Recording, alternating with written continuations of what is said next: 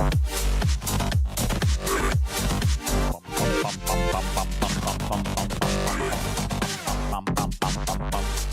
good evening, everybody. Welcome to the show.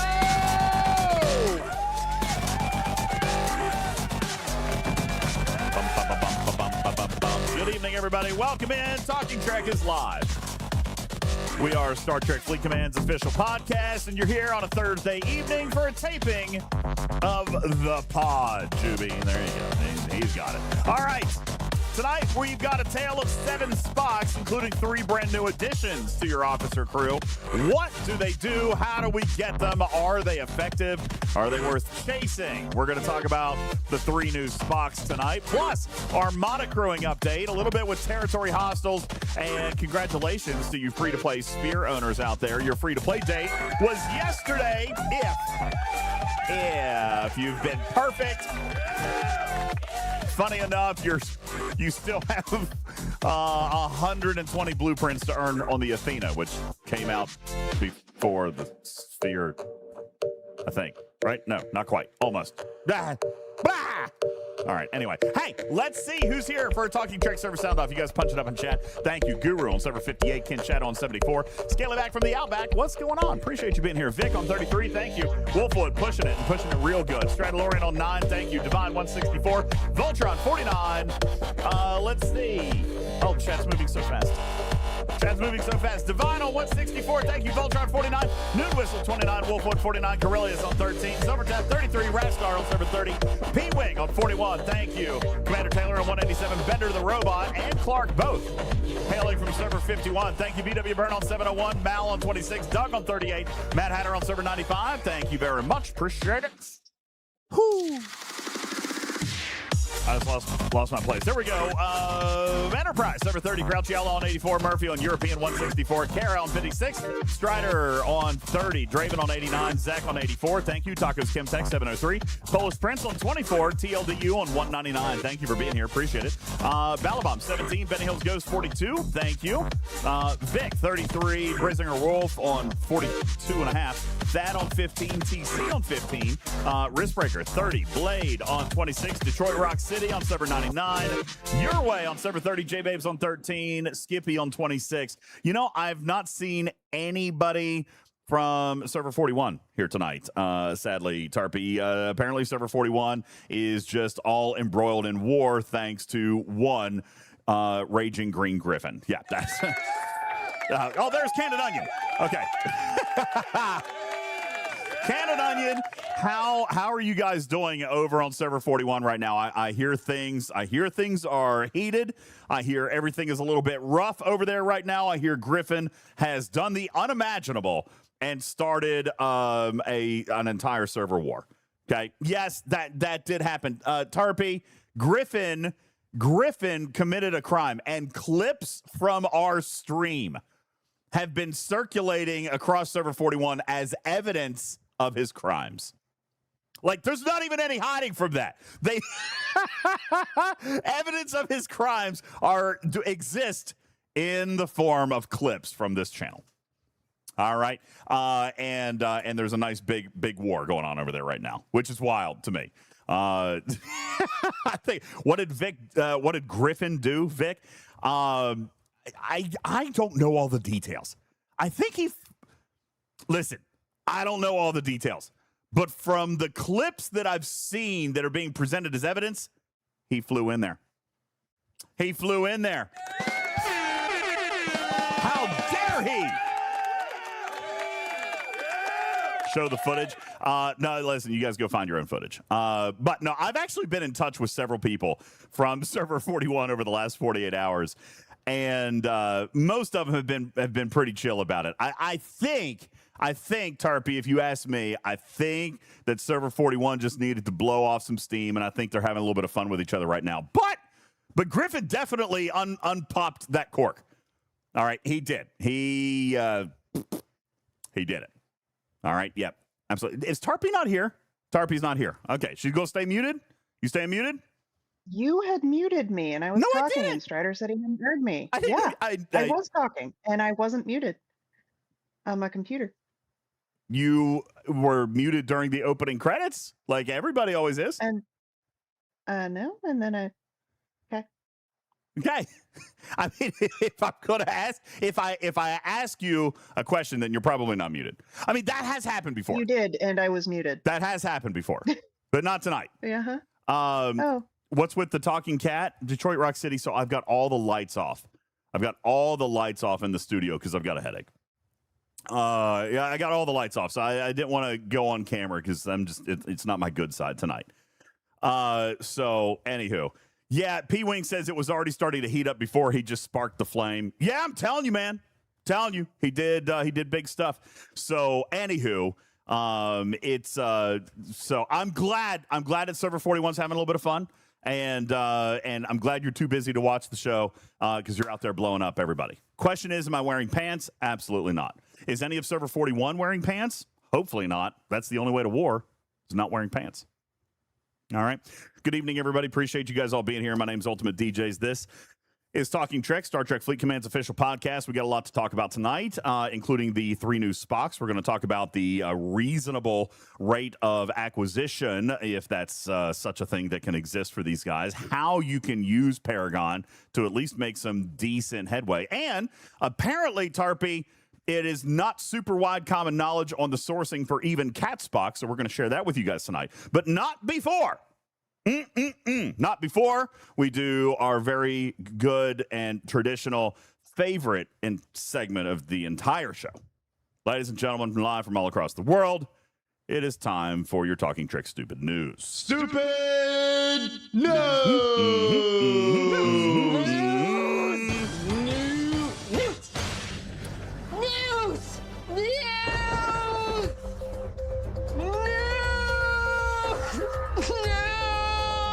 Time for the news, everybody. Around 2 million bees were accidentally released in Texas last week after a truck carrying hives overturned, prompting officials to warn nearby residents that they had to stay indoors. All right, it's pretty, it was, in fact, actually a pretty bad situation. Cops were said that they were going to have to actually go out and set up a sting.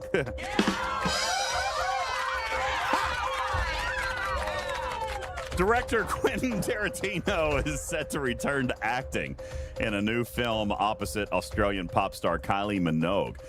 He's only acting in it, though, and not directing, so that's okay.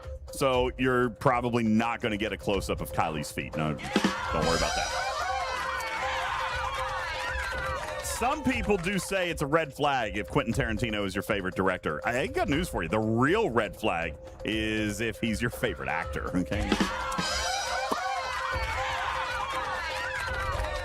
Wait, Vic, you don't get the foot joke? Quentin Tarantino, that's even the joke that Griffin made during Starfleet Academy. He wanted to know if Quentin Tarantino was directing the episodes because you kept always seeing Ake's feet.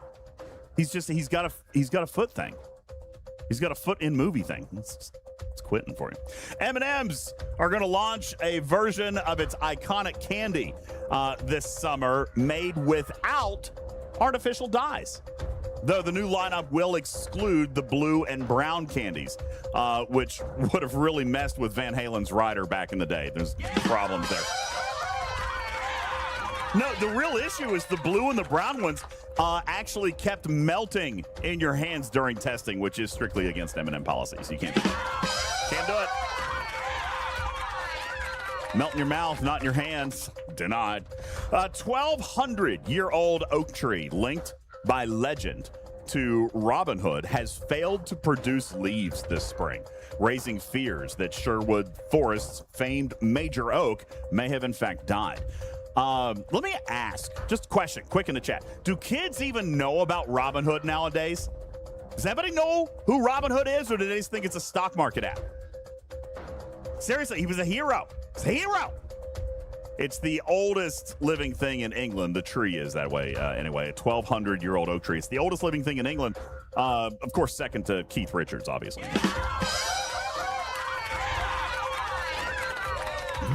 Obviously. A California campground visitor had to be rescued after falling into a toilet.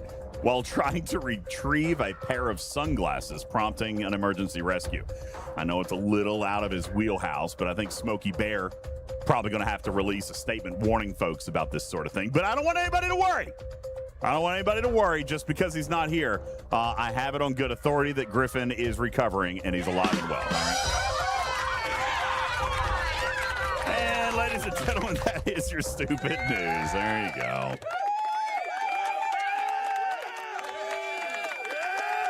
Only you can prevent poo rest fires. Nobody clipped that.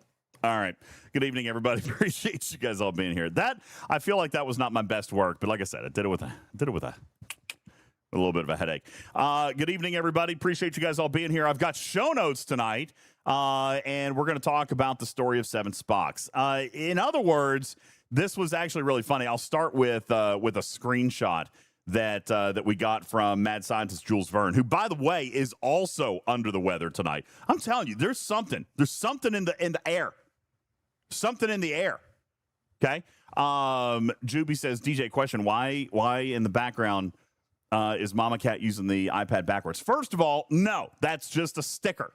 Okay. It's a very elaborate, but just in case it's not a sticker, Mama Cat is holding it so that the other kittens can see. Obviously, look, we're all gathered up, and she's like reading us a bedtime story. Okay, so there's that. Weren't you the big cat, and then Jules and no, it's Mama Cat. A couple of us were Mama Cat. I'm right here. Obviously, look at me. Oh, I'm well, you're not even looking at the pad, so. Me? No, I don't need to look at the pad. The rest of us are paying attention. I don't need to look at the pad. I'm fully educated. Oh. Anywho, right here. What was I saying? Oh, Jules Verne sent us this over. He was trying to have an Enterprise fully crewed with Spocks. Sadly, this Spock was out on an away team, and he wasn't able to actually fully stock it.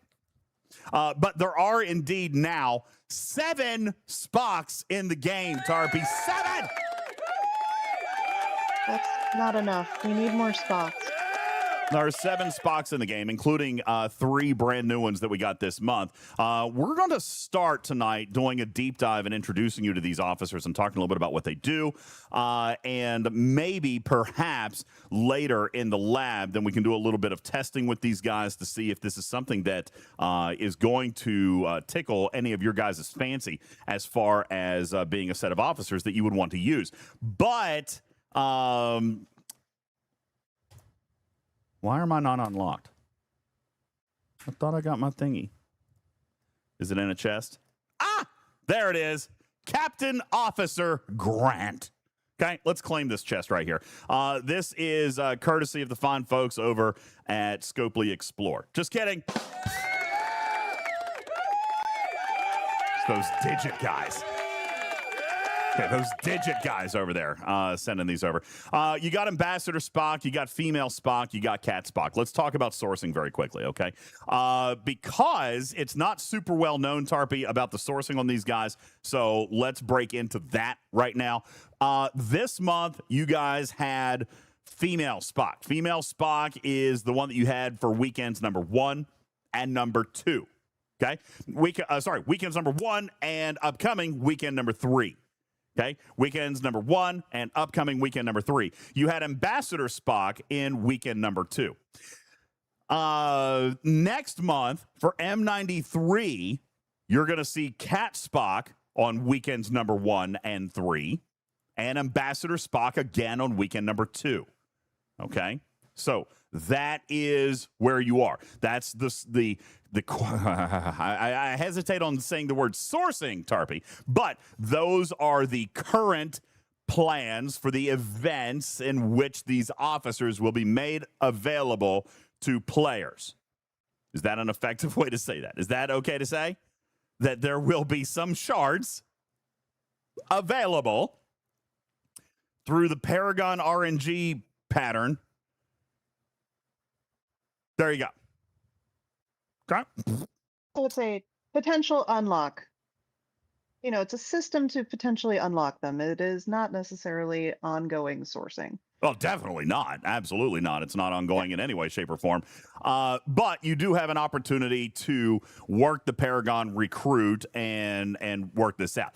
So here's the Ramscoop says not only are the shards random, it's paid. Well, that's debatable.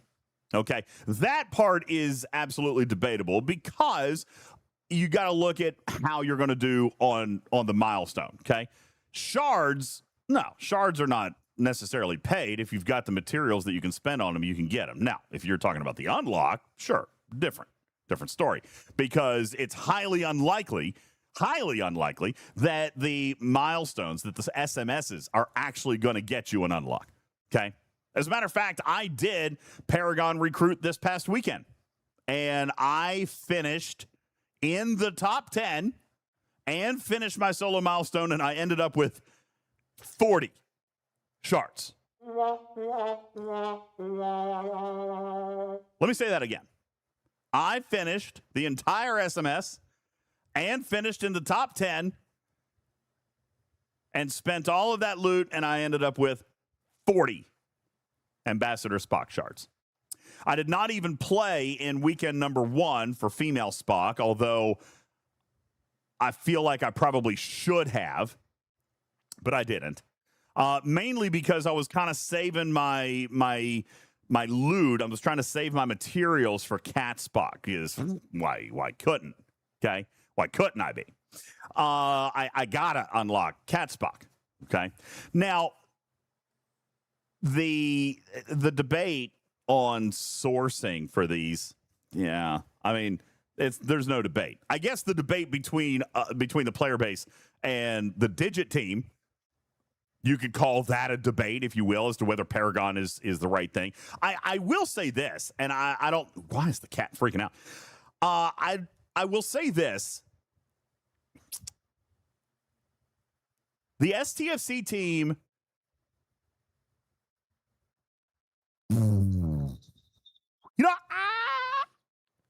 transparency, right, Tarpy? The STFC team has acknowledged that the Paragon recruit events are not performing like they had hoped. I think I've got a button for this. Okay. Ramscoop says, gee, I wonder why. Yeah, it's not performing kind of as they had hoped. So, yeah, you don't say. All right, here's the deal. The good news is, as I reported to you guys 2 weeks ago, they are discussing methods of officer sourcing. And the good news is they've got some players that they've been talking to about this, including myself, because that we've been talking to and trying to figure out, one of the things that I've always done, I know you guys know this about me. I have always tried to approach the negotiating table from a perspective of understanding, right? They got to make money. They want to sell officer shards. And listen, let's not pretend that CoTA was actually anything at all that made them any kind of money. As a matter of fact, CoTA, while we loved it, is probably the single, I'm going to make people mad, is probably the single most damaging thing to officer sourcing that this game has ever experienced. Okay? And the reason I say that is because I look at CoTA exactly the same as I look at Dolomite. Okay? Dolomite ruined the material economy. CoTA ruined the officer shard economy. Just did. Absolutely. Okay? Why did CoTA start in the beginning? CoTA started in the very beginning because players did actually spend on those heroic events. And why?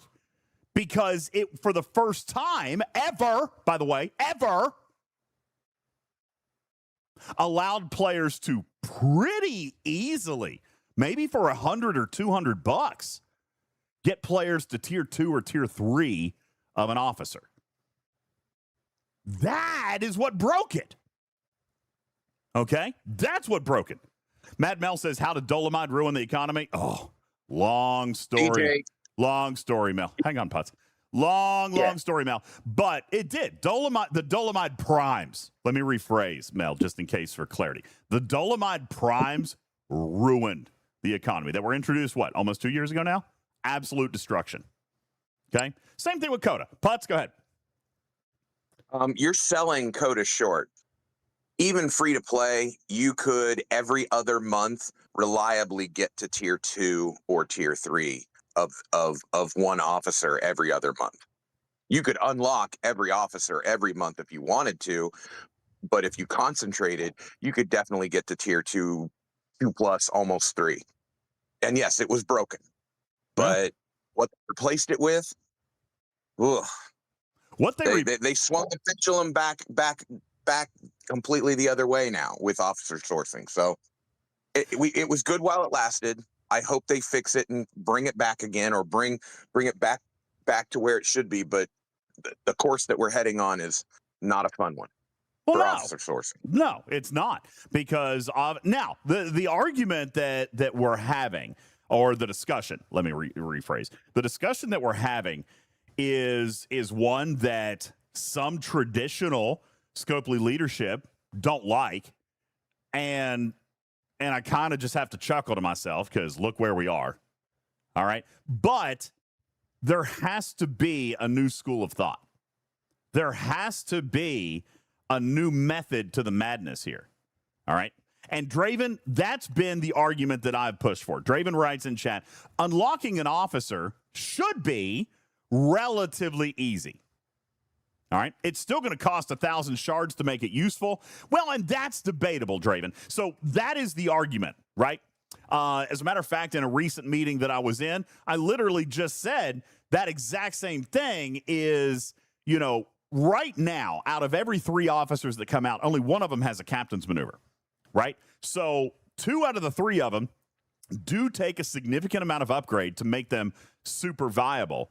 All right. But only one of them needs to have protection, if you will, on the unlock. And when I say protection, I mean, you need to make it a little bit tougher, right? That needs to be the most engaged. That needs to be the big one, because you got to remember, if a captain's maneuver comes out and you get the unlock of everything, which is my pitch, by the way. All right.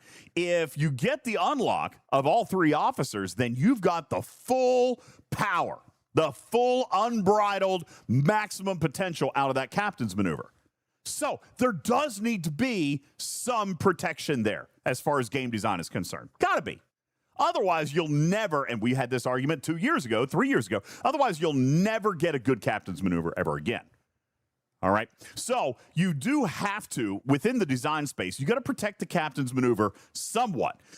My personal opinion is on this thing is that any below deck officer should be the ones that are relatively simple to unlock.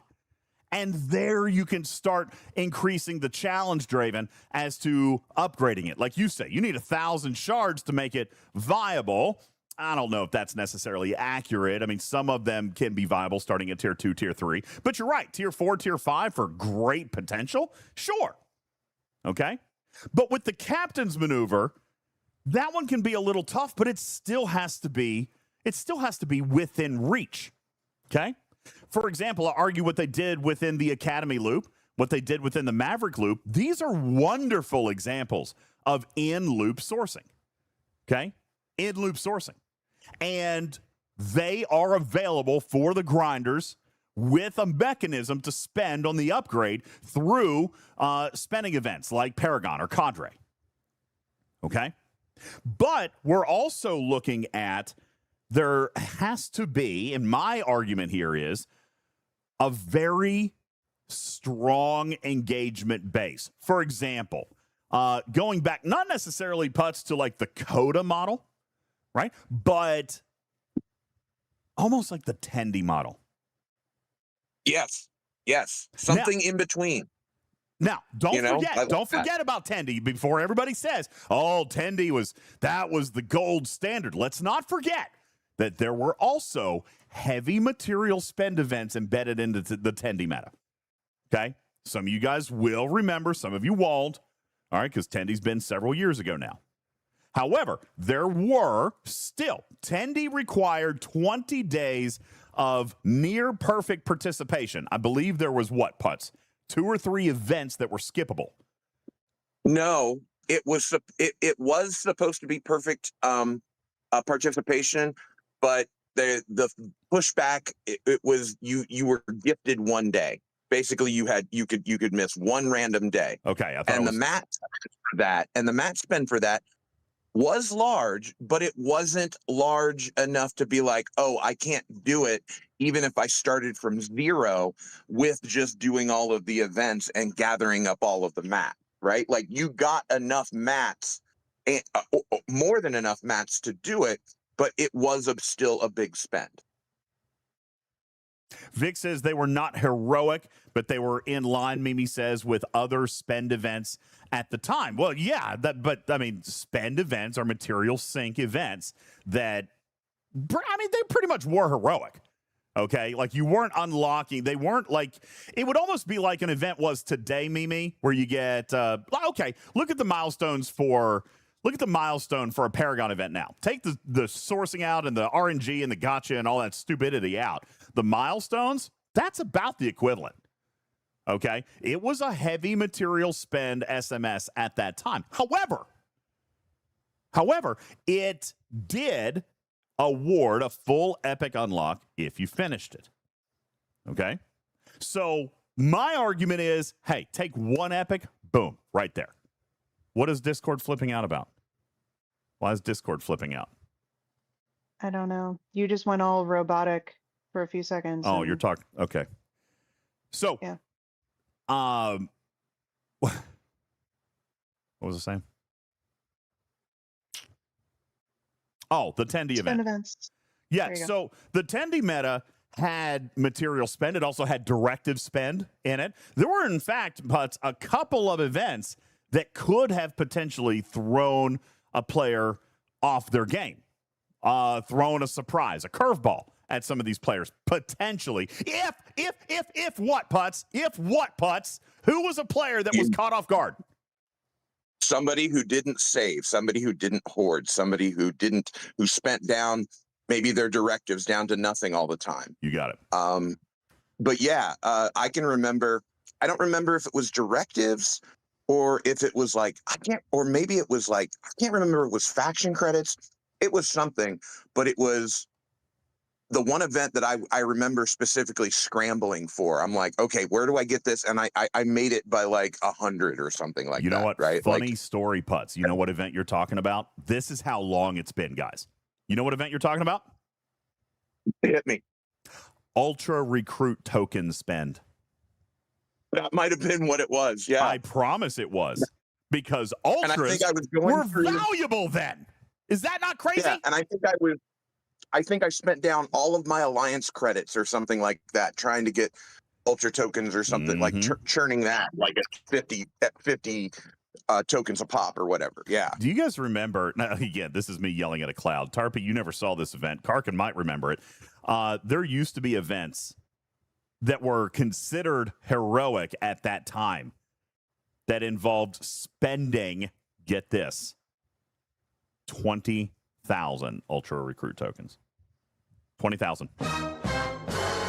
Oh. That was heroic at the time. Yeah, because I remember giving out advice going, make your Ultra Recruit tokens like a 20K floor, right? Don't ever go below 20K because that event might pop up. Yeah, exactly. So that was the player who would succeed. Okay, that would be the player who would succeed in something like the Tendy meta.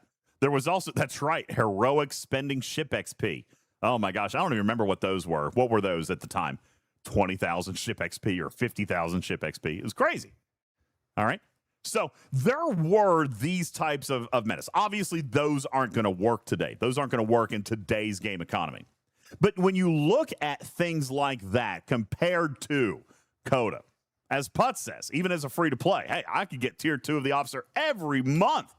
Well, that is not going to generate the results that Scopely wanted.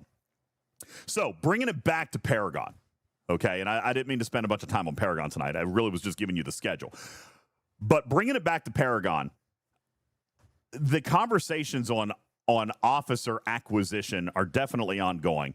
I feel like I've made my position very, very clear in kind of exactly what Draven said, is that, hey, listen, officers should be a little bit more available to an unlock because, listen, at the end of the day, we play games to feel good, right? We play games for fun. We play games to feel good. We want to experience the new content. We want to see the new things, all right? So officers who have maybe a slightly underwhelming ability at tier 1 should be treated differently than a captain's maneuver. And that's my argument. And let me ask, by the way, if anybody believes that they treat captain's maneuvers any differently than officer and below deck abilities in this game right now. Does anybody believe that they do? Or don't? I don't want to be biased. Do you feel like there is a difference in sourcing / acquisition between officers who are captains versus below decks? I mean, I don't know. I haven't seen it. It doesn't feel like a pattern. How's that? I don't know the science behind it, but I don't know numbers, but it doesn't feel like I have recognized a pattern. Now, if you tell me, oh, they do, I would believe you, but it just seems like which officer they're going to, push or hold back almost as like random. Interesting that you say that. Epic was the captain. You bought him, or you earned him with the auction. You purchased the rares, so they were your sidecars. You had your group. And then the third one, do we ever remember getting greens? Yeah. Back in the day. Way back in the day. Riskbreaker says, I've never felt that they treat captains different than below deck. Wolfwood says, never really thought about it. Kinshadow says, accurately, yeah, we're not getting captains anymore. Well, you're getting 67% less, actually. Okay? You're actually getting 67% less, Kinshadow. You're right. You're only getting 1 out of 3. Okay? 1 out of 3. Let's go back to the last couple of officer sets. Okay? Let's do that. Let's go to the last couple of officer sets. We've got the Spocks this month. Okay? Got the Spocks this month. We got Ambassador Spock. Ambassador Spock has no captain's maneuver. Officer ability is increasing isolytic defense against territory hostiles. His below deck increases apex barrier in PvP if attacked while on a capture or mining node. So he's a below deck officer, okay? Next, you got Cat Spock with no captain's maneuver. Officer ability is increasing your weapons critical damage versus territory capture hostiles and armadas. And the below deck ability is increasing apex barrier versus non-armada hostiles. Okay? So those two. Then you look at Female Spock, who is your captain. Female Spock, captain's maneuver, increases all raw isogenite dropped by territory capture hostiles and armadas by 300% with potential for synergy. And her officer ability increases isolytic cascade damage, which, by the way, is now a corrected tooltip. Thank you, Quasel.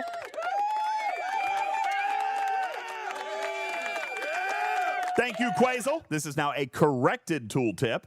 All right, because it used to just say cascade damage. It is, in fact, isolytic cascade. Now, by the way, does this not change the efficacy of this officer? Let me read this to you again. Female Spock increases isolytic cascade damage versus TC hostiles and armadas by 1,000%.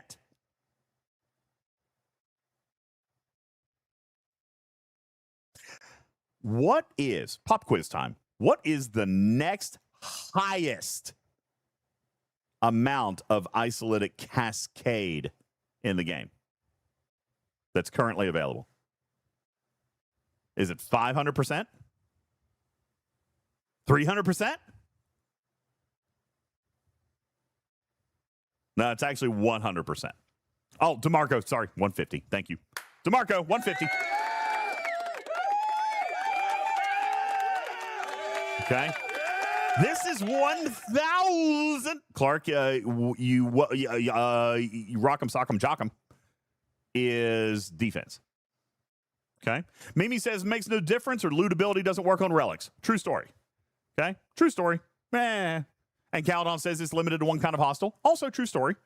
But regardless, it's 1,000%. By the way, this officer ability is probably going to give, I'm not going to say everybody. Not going to say everybody, but it's going to give a lot more people access to the 75 Armadas, if you're into that sort of thing. Okay? Anyway, so here's your captain. Let's go back a month. Academy. You had Academy Doctor. You did have, what's-her-face, Genesis Light, and Caleb Meir. Okay? Those were your academies. Let's take a look at the Doctor. Doctor? No Captain's Maneuver. Interesting. Officer ability was Isolytic Cascade damage by 200% in wave defense. So I just said DeMarco was 150. I was obviously incorrect. That was a false statement. Where's my buzzer? That's not it. Nope, that's not it. Nope, that's not it. That one's mine. That's not it. That's not it. Here it is. Okay, so Academy Doctor, officer ability, below deck ability, increasing interceptor critical chance against players for 8 rounds. Okay, that was the Doctor. Then you had Genesis Light, who is rare, by the way. No Captain's Maneuver. Restoring 14% shield health on round start and wave defense. Below deck ability is retaliation medals and plunder from Outpost, which makes her pretty cool. And then you had you had Caleb Meir. After that, good old Caleb. Where's Caleb? Caleb Meir, who also, where is Caleb? Who also had no, that's right, I keep forgetting about the search. Who also had no Captain's Maneuver. So out of this 3-officer set, we didn't even get a Captain's Maneuver. Didn't even get one.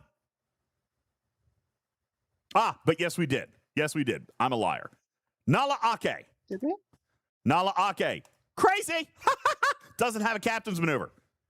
Officer ability increases cascade damage. Yada, yada, yada. Below deck. All good. That's Ake. Then we had Diadamia. No Captain's Maneuver. Has anybody seen a pattern? All right, let's go back another arc. Let's go back another arc. We had First Contact movie Data, who, by the way, did have a Captain's Maneuver. His Captain's Maneuver is so delicious. He is so great, just like the movie. Increases shots by 40% with 80% synergy per side for up to 200% bonus or 300% total shot increase against group armadas. Officer ability is a loot gain. Aside from First Contact movie Data, you also had Zephram Cochrane. Zephram Cochrane is an officer ability. Where are you, Zephram? Zephram Cochrane, where are you? There he is, right next to him. You had an officer ability. No captain. Officer ability of Let's Rock and Roll, increasing Isolytic Cascade damage of 100% up to 250 against group armadas, and a below deck of hull repair. Then you had Mara Dalen. Mara Dalen, also no Captain's Maneuver. So you go back 3 arcs now, and now you finally got a Captain's Maneuver. 1! Now, Riskbreaker says captain abilities haven't been worth it for a while now. Well, I'm going to argue because I think First Contact movie Data is absolutely stupidly good. Okay? Now, take a look at FCM Data. Burton, you're brilliant. You're absolutely brilliant. What makes FCM Data valuable? Because both of his abilities are good. Both of his abilities are good. The Captain's Maneuver, fantastic. But you still had to unlock him and both of his sidekicks to get the full benefit. But you do still have motivation to tier up Data. He's loot gain. Great. Okay? But you had motivation to unlock the set. If you wanted to make Data a little bit more valuable because he's the captain, then so be it. Because his full benefit came from the unlock of Mara Dalen and Zephram Cochrane and, of course, FCM Data. Riskbreaker says, I don't know that there's that much motivation. Okay, fine. To tier him up. Okay, fine. Not that much motivation to tier him up. Fine. You still got to unlock all 3 to max the benefit that you would get from him on the unlock. My argument to the Fleet Command team is take a look at officers like Data. Take a look at officers like, I don't know, who else? Who else you got? I don't know, Strange New Worlds Pike. Great officer, right? Great officer. Watt Carroll. Fantastic officer. But you need to tier her up. Right? Everybody should be chasing the tier up. Walk Savick. Beautiful, amazing, great officer. Walk Savick. Okay? No officer ability, but absolutely worth chasing for her below deck ability. As a matter of fact, at tier 1, very minimal impact. Now, again, she's a rare, but my example holds. These are officers that have worth on maxing out and tiering up. The unlock means less than tiering them up. Now, Caledon says one of the biggest issues is that after release, there's very little way to tier them up meaningfully. I disagree over the last 12 months. I would agree this month and maybe even the last 2. Okay? Because what was so aggravating to me, and Tarpey will attest, one of the things that was so incredibly aggravating to me about this arc was that there was no in-arc sourcing. There was no in-loop sourcing. You got Cochrane here, okay? You got Cochrane. And by the way, somebody says meaningful sourcing, not 1 or 2 shards a day. I remind you that Pick Hugh was 1 or 2 shards a day, all right? A lot of your great officers have been a couple of shards a day, if that, okay? Go ahead, Tarpey. If the officers aren't that good, why are we mad that it's 1 to 2 sources or 1 to 2 shards a day? Who says that from Cochrane's not good? So, no, I know, but people are saying, oh yeah, 1 to 2 shards per day, and then other people are also saying, oh, but the officers for the last 6 months haven't been very good. Well, then you're not losing out much if 1 to 2 shards a day is all you're getting, but 60 shards a month is not tiny. Agreed. Yeah, totally agree. All right. 8-bit says, how much do I have to complain about Pick Hugh? I mean, I don't think you can be complaining about Pick Hugh. Pick Hugh is a fantastic officer. A lot better than he used to be. Yeah, Pick Hugh has fantastic officer sourcing. Very reliable and very easy to accomplish sourcing, just gated by time. All right. So anyway, 8-bit says day 1 and you're 120 off from what? From maxing? Oh, okay. I mean, some people did that a lot faster. NX01 is how long? Now, in fairness, those of us who already have it maxed probably had the assistance of Officer Depot tokens. Okay, in fairness. Yeah. There's other sources now. There has been. So. Yeah, there has been. Okay. Yeah, he's existing in a couple of different places, a couple of different loops and so forth. But you even look at Strange New Worlds, Montgomery Scott, Black Ops and Benga, the villain officers. These have in-loop sourcing. Okay. This is Maverick right here. Challenge tree. Just Maverick. Maverick faction. Okay. We go to challenge tree. Let's take a look at the challenge track. Challenge track is your sourcing for Uhura. Even though it was said that was going to rotate a little bit, I guess it's probably reasonable that it hasn't. I guess, so, that's the only sourcing for Uhura. So people have been working on that. Even I was supposed to rotate. But anyway, I digress. Okay. You got sourcing here. Very decent sourcing. Okay. 10 to 15 shards a week if you own the... What about Excelsior, and that's free to play, and the Excelsior is free to play now. Okay. Other officer sources. Okay. Let's go to Academy Loop. Okay. The Academy Loop is your Doctor, your Genesis Lythe, your Caleb Meir, and even though this is slow, now with the Athena, which is not yet free to play. Caledon says the Academy Loop is painful. Let me tell you, the Academy Loop is painful until you get the Athena. After that, it's a freaking cakewalk, man. I'm sorry. This is one, you have the Athena? and you still think it's painful, bro. I got Do you more. not have a good buddy? Yeah, you can you do need a Thad raids in with your you? life. You need a Thad in your life, okay? That's right, Riskbreaker. The Academy loop gets 1,000% better when you have the Athena and a buddy. Okay, you need the Athena and a reliable buddy, and the duo wave loop is completely solved. Now, is that good game design? Probably not. You know, we don't like having create a problem, sell a solution, and I get that. I will say that there is a renewed sense of creativity over in the Fleet Command offices right now. And I know that some people, including myself at first, are going to interpret this as create a problem, sell a solution. They are trying to find ways, Tarpy, and I know you've listened to this a little bit. They're trying to find ways to, yes, create challenges, but not necessarily sell a tool that solves the challenge, but they want players to be able to solve the challenge using a lot of native tools, but then will sell opportunities to fast track that. And for the record, I know there's a fine line there, but I'm kind of okay with that. I've always said that spending to accelerate is okay as long as the grind is available for everyone. Fortunately, Cameron Stewart agrees with that in most cases, that sourcing should exist for everybody, but to accelerate it should have some money. Okay, it should involve some spend if you want to accelerate that. But everybody should be able to do it or grind it right up front. Okay?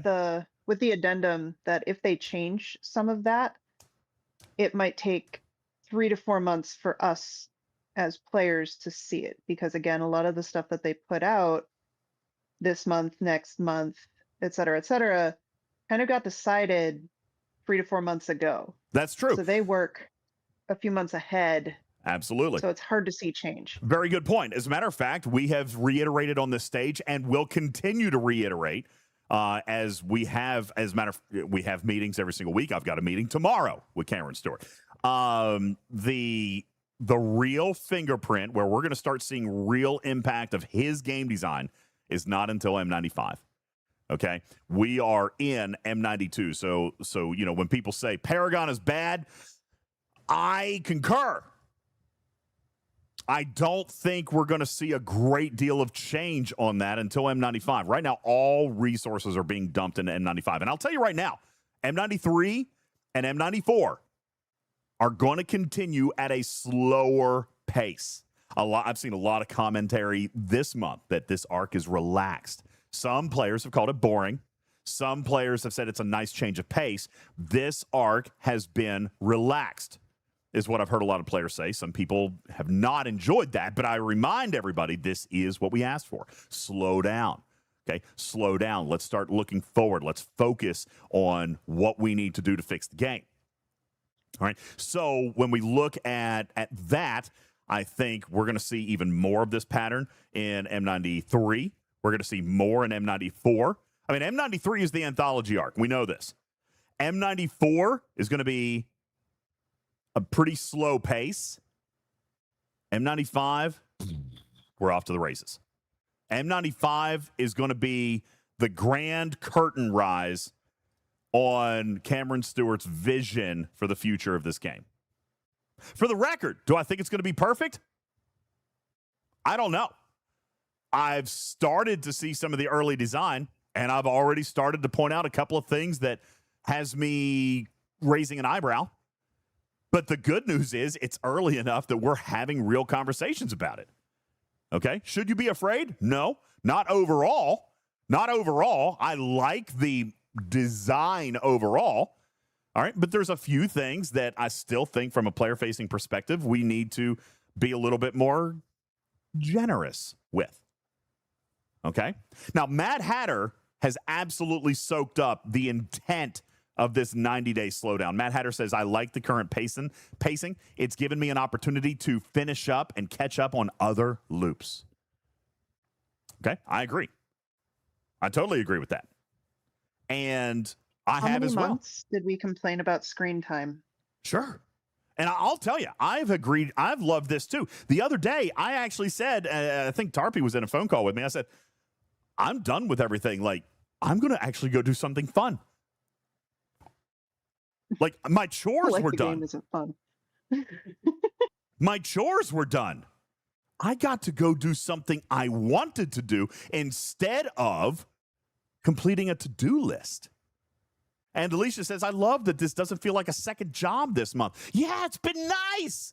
Oh my God, it feels like a game. Riskbreaker says, I'm so bored I hit the hostile cap each day just to put the game down. Bruh. Dude, that's you. He That's hits the you. hostile cap anyway. Yeah, you. Okay, that's definitely not everybody. That's definitely not everybody. That's not me. I've never hit the hostile cap that I'm aware of. All right. I like the fact that I get to come into the game and do a few things that I got to do and then do something I want. Right, Thad? I message Thad at least once or twice a week. I'm like, hey, let's go do waves. Because for some weird reason, I'm actually liking those. I think it's because of my partner. Can I just be honest with you? I think it's because of my partner. We do good. We gel. We do great. We have great results. We know how to play. He's an educated guy. We play the feature perfectly. Thad, have you run out of currencies for anything in the Academy Refinery yet? Because I haven't. And I've increased all my pulls to double pulls. And Alicia says I run 4 to 5 duos every 5 days or so. I don't know if we're doing quite that many. I'd say we're twice a week. We're probably doing what, 3 to 4? Twice a week, we're doing 3 to 4. So I'd say that averages 1 a day. Buddy, I got currency flowing out of my ears. But I have the Athena. You're exactly right, Voltron. And that circles back to the point that I was making at the very beginning. The Athena loop, or the Academy loop is off to the races. No, first of all, I did spend on one ship. I know that's not everybody, but listen to me what I say. I know the Athena is not free to play yet. As a matter of fact, Tarpy, what's the official count? 80 out of 120 is the official count.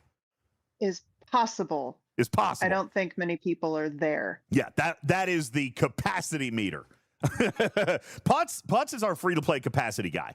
Okay, he tracks everything. As a matter of fact, he even told us tonight, hey, yesterday was officially the capacity free-to-play Borg Sphere free-to-play guys. All right, he said, I'm going to get there in a couple of days, but yesterday was the capacity mark for the Borg Sphere. Congratulations on everybody.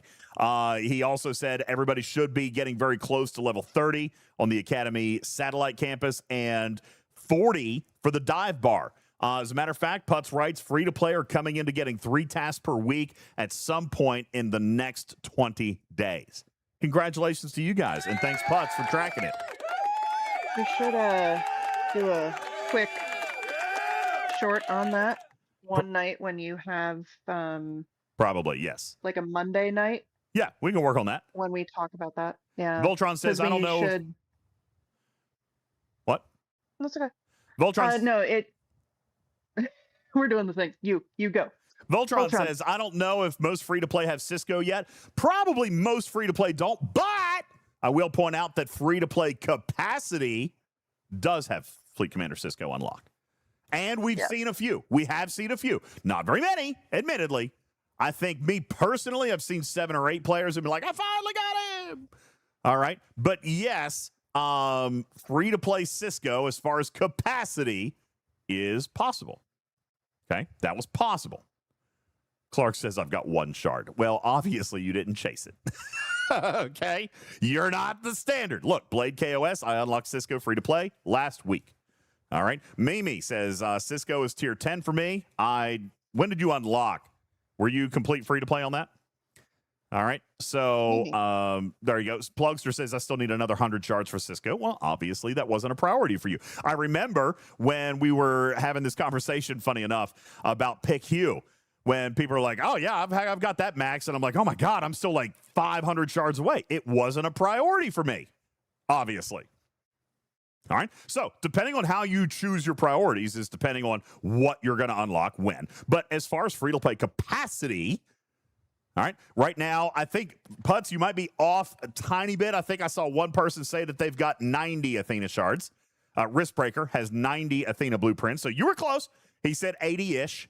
If you've got 90, that's fantastic. You're prioritizing that loop, obviously. That's good. Once you unlock the Athena, and this is what I'm saying, saying from somebody who bought 2 Athenas, okay? I get what you're saying.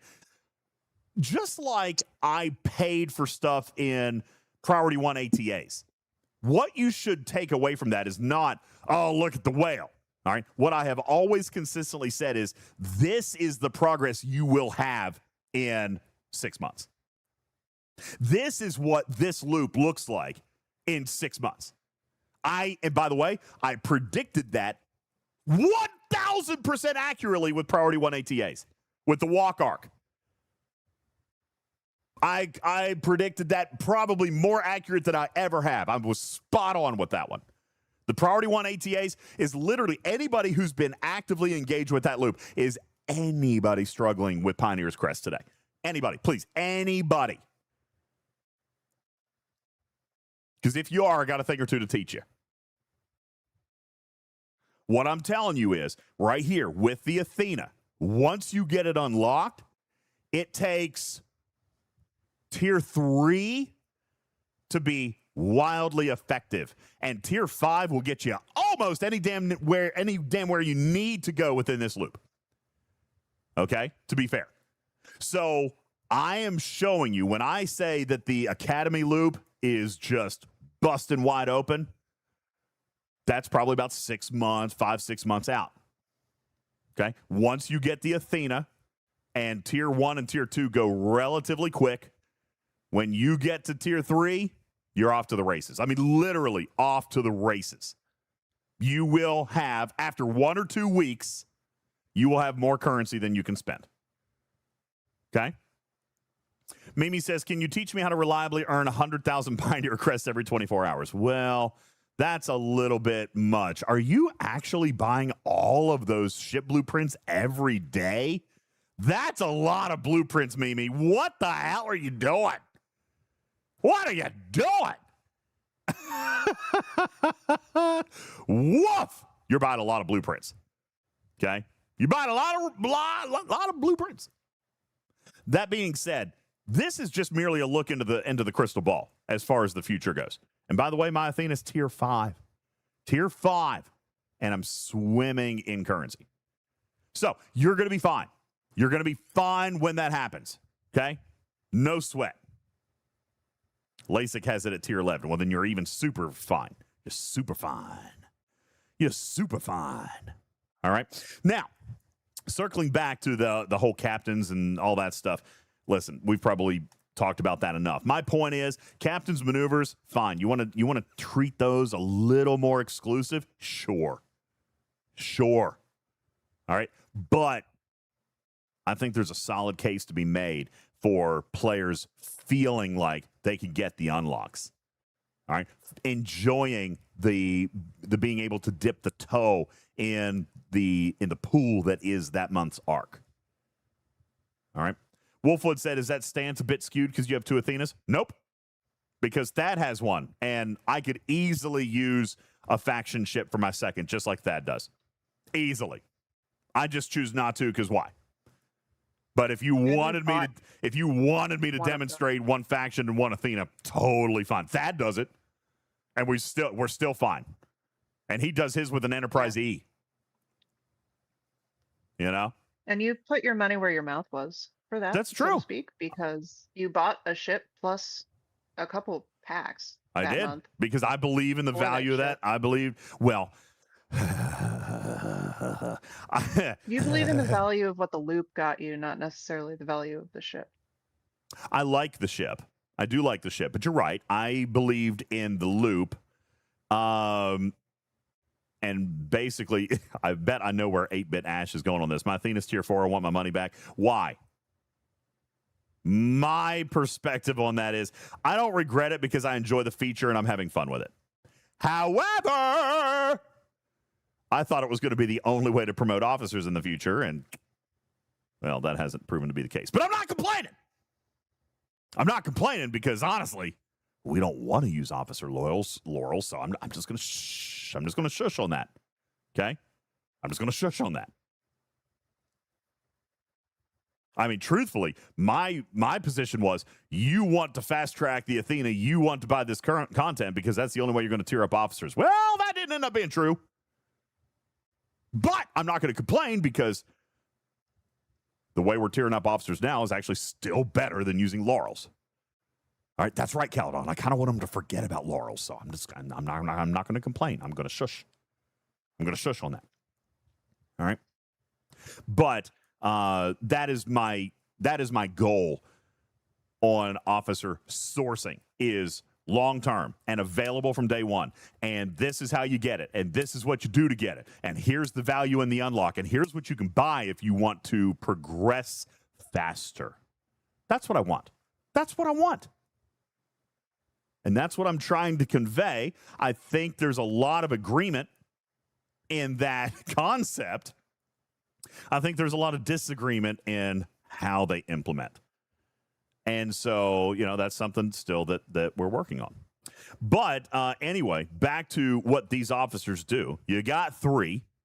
One of them is a captain. That's Female Spock. All right, let's break these down, Tarpy. Female Spock, available this month in weekends number 1 and weekend number 3, which is upcoming. Okay, weekend number 3, which starts in 48 hours. You've got a second chance at Female Spock. Female Spock has a captain's maneuver, increasing all raw isogenite dropped by territory, hostiles, and armadas by 300%. This, anything loot is always good. There's 1 or 2 problems with this officer, all right, which is not with the officer at all, actually.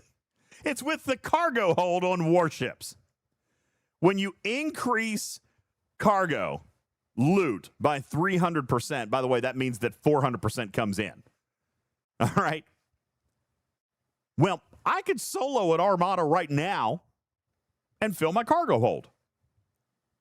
Now, here's my opinion. This is just an opinion. It's just my opinion. For those of you who unlock Female Spock and decide to use her, I believe that this will natively discourage players from soloing these armadas. I don't think that was their game design intent, obviously, Tarpy. I mean, especially on the 75s, right? Especially on the 75s. You can't solo them. But the 70s are pretty easy to solo. And I know that that's probably not what they wanted. You know what I'm saying? This officer will fix the territory capture directive problem. When we saw the territory capture directives, everybody said, oh, God, these are terrible. We can't get enough to sustain the refinery, and we can't get enough loot, and there's not enough starts. Wolfwood says, how? Because everybody is going to have hundreds of % of loot bonus. Okay? So, now I guess there's a problem with that. There is one problem with that, which we're also trying to get them to take a quick peek at, which is it doesn't actually help the relics. The relics is the real reason that you want to run the armadas. It's not necessarily about the isogenite, okay? But it's good. Okay, it's good. Alpaca says, has anyone done an 80-level loot goblin with Female Spock yet? I'm sure somebody has. I don't have data on it, but it's going to be woof. It's going to be woof. Okay? It's going to be crazy. But right here is the value of the armadas, is the relics. So there's argument about this. As a matter of fact, Jules and I had a conversation earlier today about a modification that should actually happen to Female Spock. We'll see if that happens or not. Don't know. But the loot bonus is the captain's value of this. All right. Moreover, she does have synergy. All right. When you pair her up with the other Spocks, you're going to get not only the 300% from her base, but you're also going to get synergy from each side of 350%. meaning that you could have up to a 1,000% loot bonus on hostiles and armadas. Now, just throwing out there that a 1,000% loot bonus, well, problem. You can't hold a 1,000% loot bonus if you solo an armada. With regards to Isolytic, that is. Okay, you can't hold that much. So that's a design flaw. Blink, blink, blink, blink. Well, that's a design flaw. So we're working on that. Nice. Okay. Yeah, thank you very much. Officer ability, increasing Isolytic Cascade damage versus hostiles and armadas by 1,000%, 3,000% at rank 5. This officer right here, tiered up, will be the key at killing the level 75s. Period. Hands down. No questions asked. As a matter of fact, for those G6 players who want to kill the level 70s and are struggling, don't have a vengeance, don't have an anchor, a whale in your alliance, okay, right here, this officer is your territory capture punch-up officer, period, hands down. Okay? Ken Shadow says you just have to solo the armada with a survey. Okay. Well, if you were going to solo the armada with a Nova, Tarpy, could the Spocks actually do it? Depends on the level you try. Sure 75, does. probably not. Probably not a 75, but a level 70. The Nova did it, didn't it? No. Oh. I tried a 75. Oh, I thought you tried a and 70. The Nova blew up. Okay, well, yeah, No, it's it going to was blow a up on a 75. 75. Well, I mean, it blew up on the 75, but the other ship that was in it with me didn't blow up. So Interesting. Interesting. they had only a female Nova. Spock at the There's time. better surveys than a Nova. There are better surveys Yeah, than that's a what I Nova. had at the time. Yeah, there are, but that's the one I was there with at the moment. You know what? These playtests are crazy, people. You are like trying to listen to people giving a Zoom presentation, and you're trying to like make sure you can turn the music off in your game because they start you with a completely brand new game. So to my defense, I was glad I had a ship in there at all. Stop laughing, Strider. Fair enough. Now, Divine, let me be Stop clear. laughing, Strider. Divine, it does not. Female Spock only increases raw Isolytic. She does not increase the drop of relics, sadly. Okay?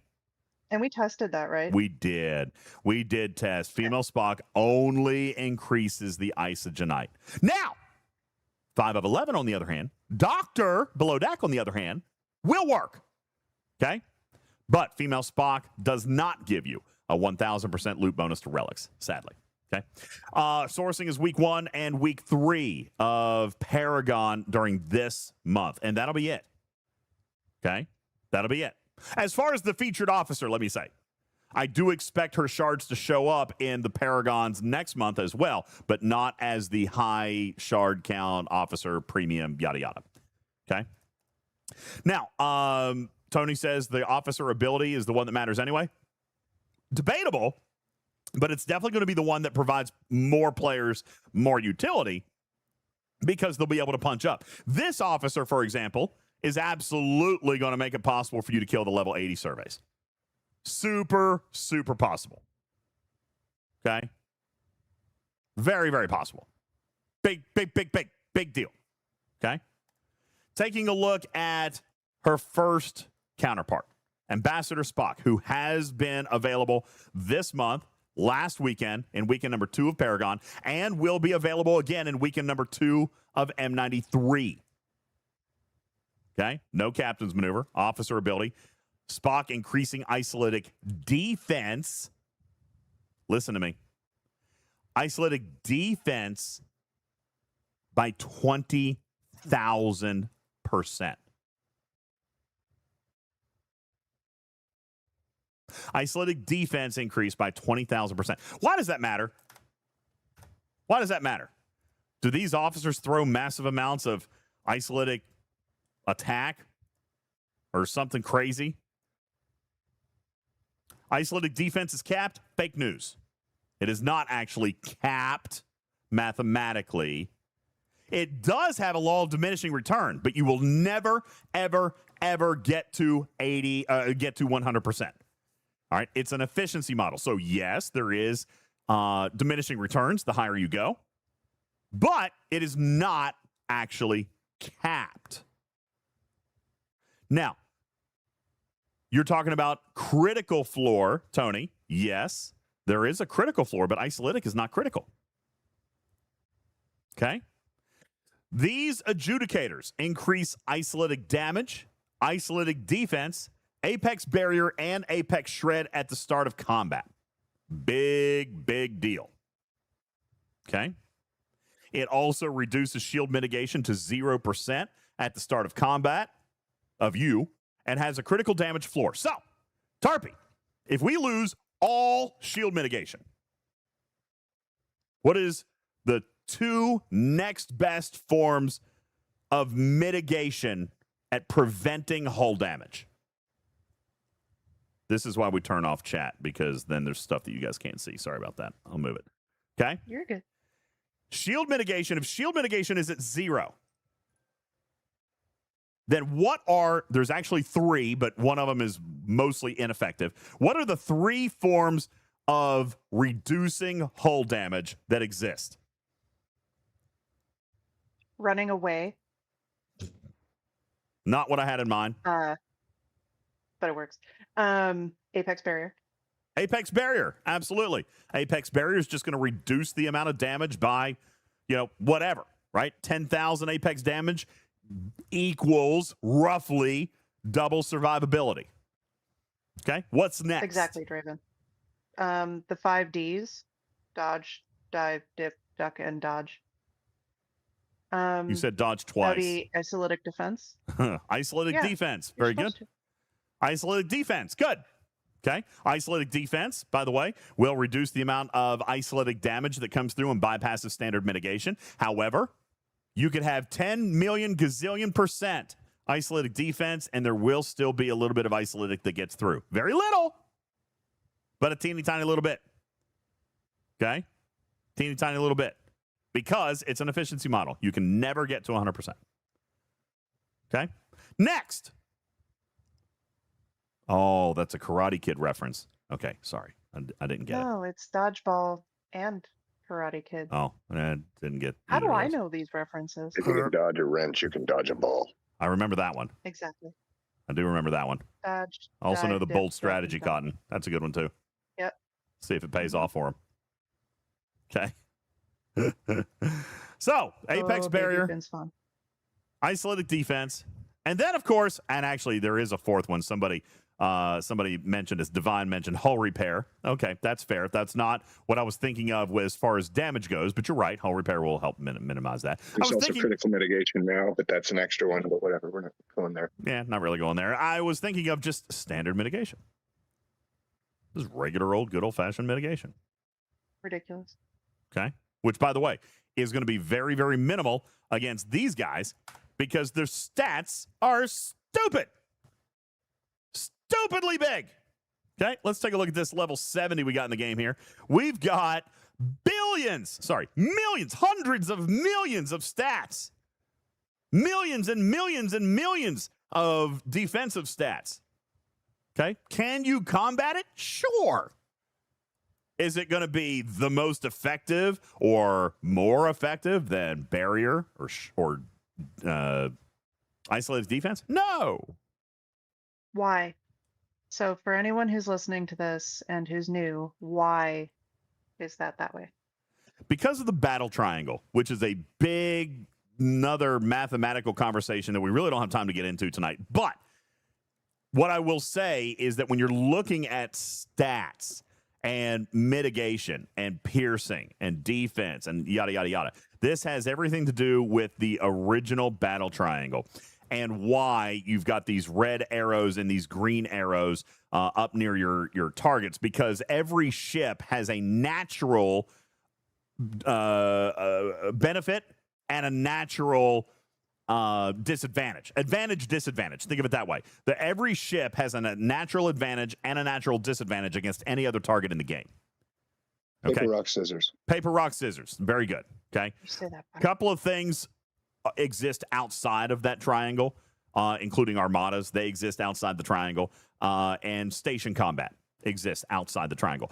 Other than that, pretty much every flying ship in this game has a natural advantage and a disadvantage against anything else that exists. Ah, yes, and surveys. Thank you, surveys. That's right. So statistics are one of the hardest things to overcome because the only way you can overcome them are with statistics of your own. Well, no ships in the game until you get way, way high up in, with your Vengeance or in G7 have enough stats to overcome a lot of these targets. For example, I'm looking at my Vengeance right now. I do have, because I'm an interceptor, I do have 6 billion in dodge. All right, that's great, which means that the accuracy of 512 million is going to help debunk some of my dodge. That's why my Explorer has the game's Explorer has a natural advantage over my Interceptor. I am natively disadvantaged as an Interceptor going against an Explorer. I'm naturally advantaged if I'm an Interceptor going after a battleship. And then the battleship is naturally advantaged against an Explorer. And then the Explorer is naturally advantaged against the Interceptor. That's your triangle. Okay. Anywho, that's going to be the smallest one. But Apex Barrier, Isolytic Defense, all big deals because these hostiles have all 4 abilities. Isolytic Damage and Defense of their own, Apex Barrier of their own, and Apex Shred against your own barrier. So coming back in against these, taking a look at these officers, okay? Coming back to look at Ambassador Spock, who increases Isolytic Defense by 20,000%. That's pretty significant. That's at Tier 1. Tier 5 goes to 80,000%. Divine says there's currently no way to combat Isolytic Defense. Not one. Divine, yes, you can. By pouring massive, massive, massive amounts of Cascade against you. Okay? Massive, massive, massive amounts of Cascade. You got to remember, Isolytic Defense is an efficiency model. The bigger the base, the less effective your efficiency model is. So, we have 80,000% Isolytic damage. What if our target had 100,000% Isolytic Cascade? Right? Now, Mimi says, can you go back to the tooltip? No, it doesn't tell you, Mimi.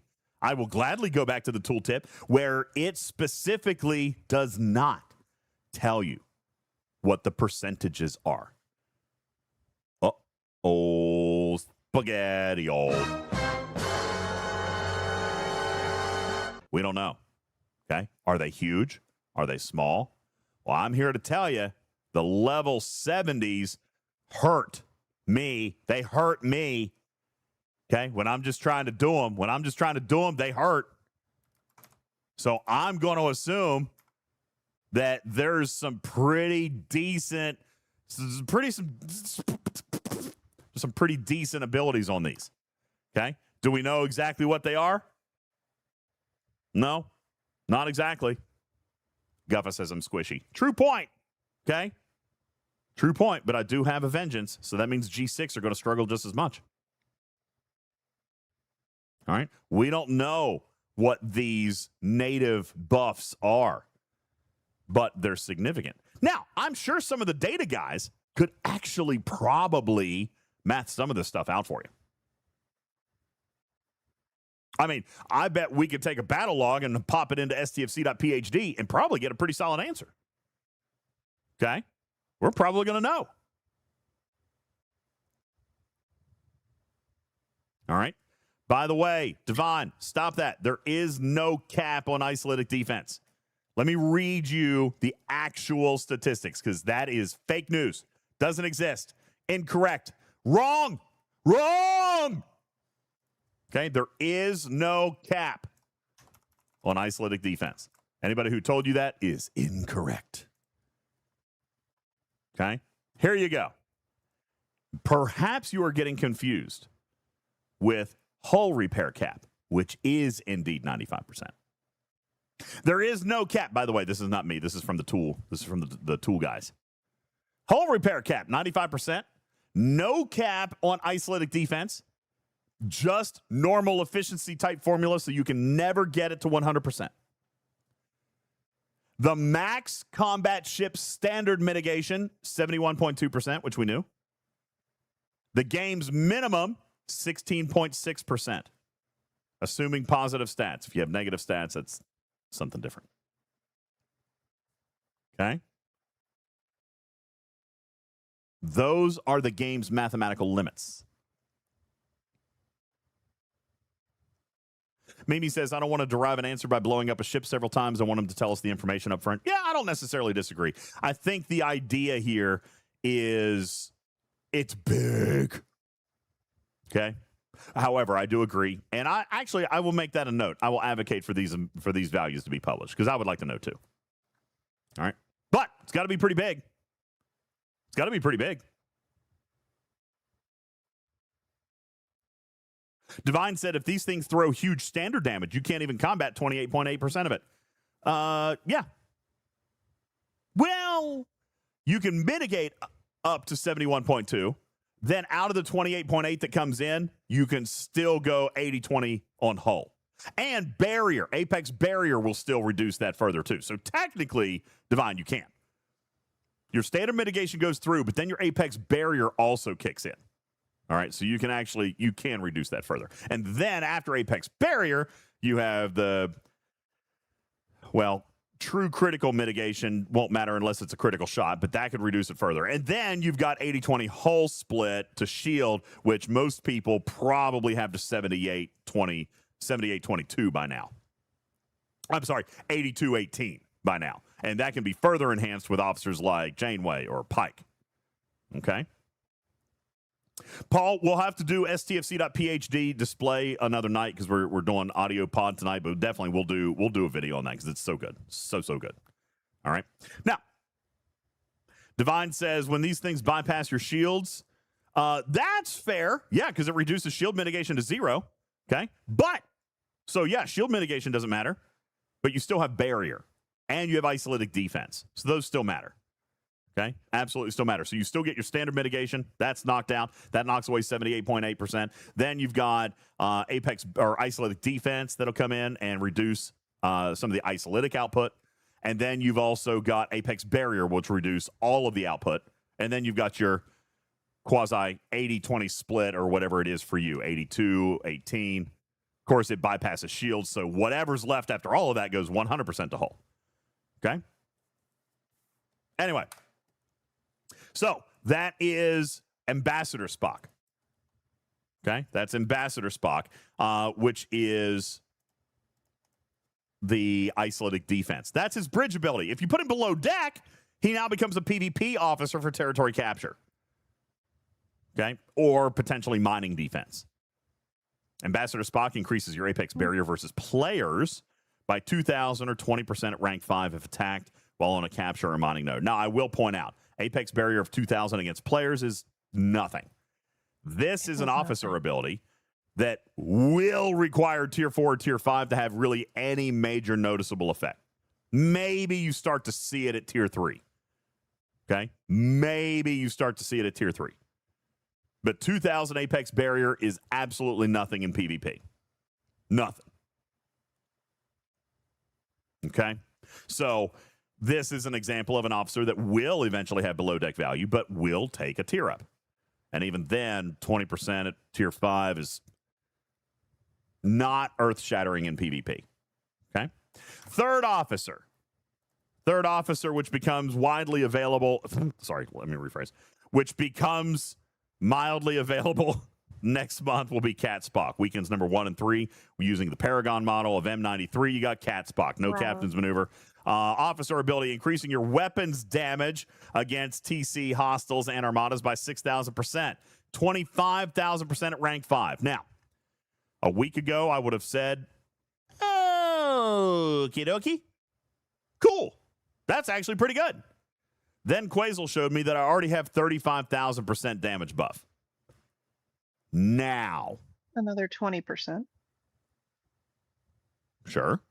And I will point out at tier 5, that's going to be a massive boost.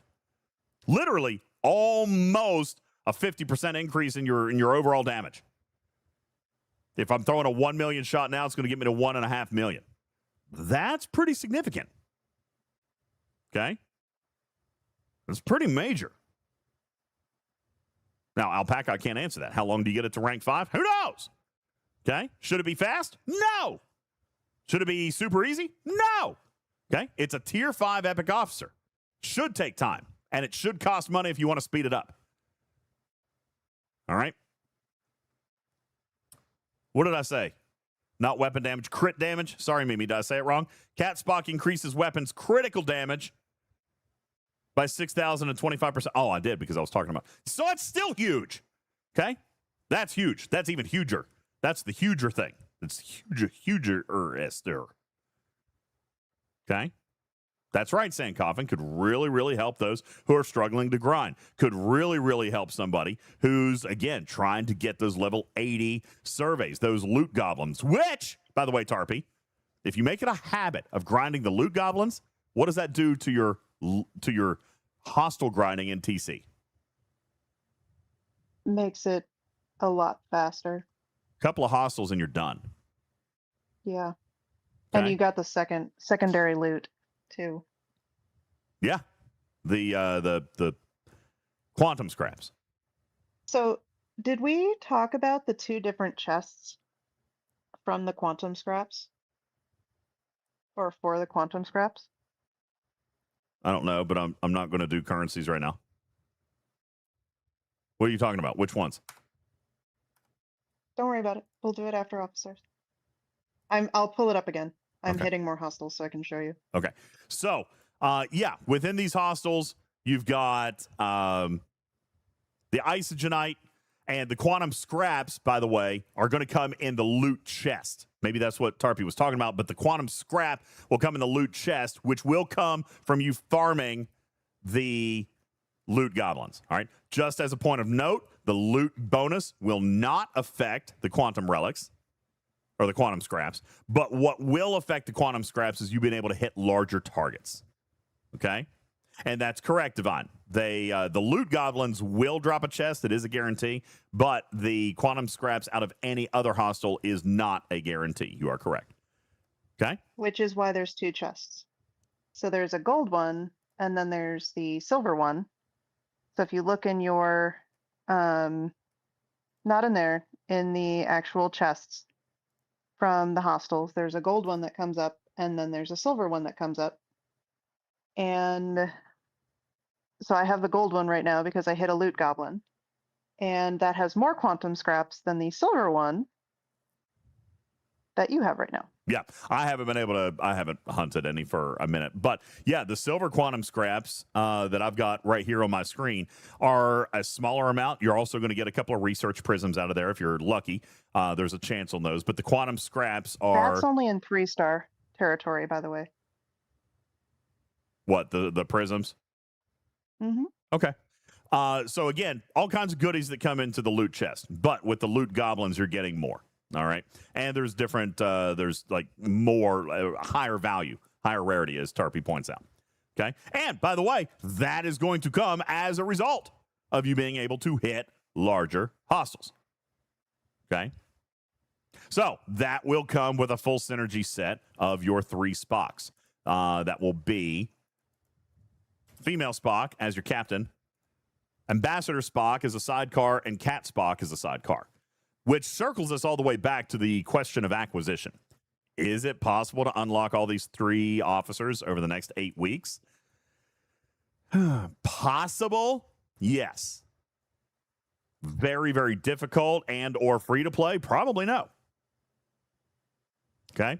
Lost in, I know, unlocked Female Spock already. And I don't know if he unlocked Ambassador Spock. I don't think he unlocked Ambassador Spock this weekend, but I think he did get Female Spock. But, I mean, he also came near winning his leaderboard.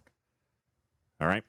Yeah. So, And just to let you know, for free to play, unless you are saving for months, and I mean 2 to 3 months of all of your mats, and potentially trying to save up as much of the building stuff that may count for whatever, in anything, if they ever do that again. But you're not going to unlock them. You're not unlocking them. Like it will take 3 months of savings to get one unlock at this point, free to play. Well, it does also depend on your ops level. Shelby says, I won the leaderboard, haven't unlocked either of them yet. And I'm going to point out, hopefully, let me make a prediction. Shelby, you won your leaderboard. Which one? Female Spock or Ambassador Spock? Which one did you win? Or did you win both? Because here is, I know the solo leaderboard isn't a guarantee. That's not what I'm saying. What I am saying is mathematically, if you were to win your leaderboard and finish your SMS, you should be over halfway. Now, I do agree. Again, I'm not defending it. I'm saying that the RNG is insane. I'm saying mathematically, Shelby says I'm short on both. Guess what? You weren't designed to do it with one event. Boom, period. Shocking. Does that surprise anybody? Listen to me. You weren't designed to do it on one event. Caledon says, I'm at 85 out of 120 on Female Spock, 45 out of 120 on Ambassador Spock. I'm going to guess, Caledon, just call me crazy. Let me predict. I'm going to guess, Caledon, that you placed better in the solo leaderboard on Female Spock than you did on Ambassador Spock. Either that or you got lucky and it didn't take a full 90 pulls to get your bonus token. One of those two options exists. Okay? One of those two options exist. Now, Riskbreaker says, nope, not even halfway. With 2, you're off. Well, then you did have bad RNG. Okay? Are you telling me, Riskbreaker, that you won both of your solo leaderboards and you're not even halfway? Because that seems unlikely. All right. Garrick says 88 on Female Spock, 82 on Ambassador Spock, 6th place in the leaderboard on Female Spock, 2nd place on Ambassador Spock. So you're right on pace. You're right on pace. Okay. Caledon says, I worked harder on Female Spock, didn't finish the AMS on, or the SMS on Ambassador Spock, but I was strategic about it. Well, that makes a little bit more sense, Caledon. That's why you're at 45 out of 120, because you didn't finish the SMS, and you probably, because you lost currency there, and that probably means you didn't do as well on the solo leaderboard. Okay. Ram Scoop says Female Spock, 77 out of 120. Ambassador Spock, 108 out of 120. You're way ahead of the curve because you've only had one event for each of them so far. Mathematically speaking. By the way, Jim Pie, I don't disagree with you, but. Jim Pie writes the following sentence, and us old farts are going to have a good little chuckle. Jim Pie, how long have you played the game? Because I'm gonna jokingly and lovingly point out a wild circle with your comment. Here's Jim Pie's comment. You should not have to win a solo leaderboard to unlock an officer. That's why Paragon is garbage. Well, Oh, goodness. back in my day, Jim Pie, back in my day, solo leaderboards were the only way to ever earn an officer. Now, I'm not saying that we're not in a better place today or a worse place or whatever. I would argue, actually, nobody's going to like hearing this, but compared to the solo leaderboard only days, this is still better. All right? Compared Marginally. to... Nah, Marginal. not even marginally. But compared to the CoTA days, oh, it's straight up garbage. I can agree with that. But back in the We back get in the officers guaranteed for spend. They might not be the officers that you want, and you might get transporter patterns, but you get guaranteed officers for spend. When it was just a leaderboard, and I did play when this was a thing, where you would get a full unlock for 1st place and maybe a couple shards down through 50th back in G3 and G4, you could spend your entire 6 months wad of materials and still not unlock an officer. True. Which is why the community wanted to push away from auctions. Because why? Does anybody remember one of the biggest reasons why the community wanted to push away from auctions? The community wanted to push away from Because the same auctions. whales would win the same leaderboards every week. Nah, we were resigned to that fact. That was going to happen. We were always going to get outspent. The biggest reason was because of server equity. Solo leaderboard exclusive officer sourcing went away when incursions first started. Because people talk. Because what I paid for an officer might be 10 times that of what somebody paid on a slower or on a lower population server. Okay? That was one of the big pushes. That was when Scopely finally started to listen about officer sourcing, because they couldn't, you couldn't have imbalance like that when you were putting servers head to head. Ramscoop says auctions are no good since only the top 5 get anything for the most part. Well, it didn't used to be that way, in fairness. And that's G7 only. Yeah, it didn't used to be that way. As a matter of fact, auctions used to run about 25 or 50 levels deep. But, in place 26 through 50, it was like 5 shards. So imagine, in the days of solo leaderboard only, spending a month worth of materials to get 10 shards. Or maybe 15. Okay?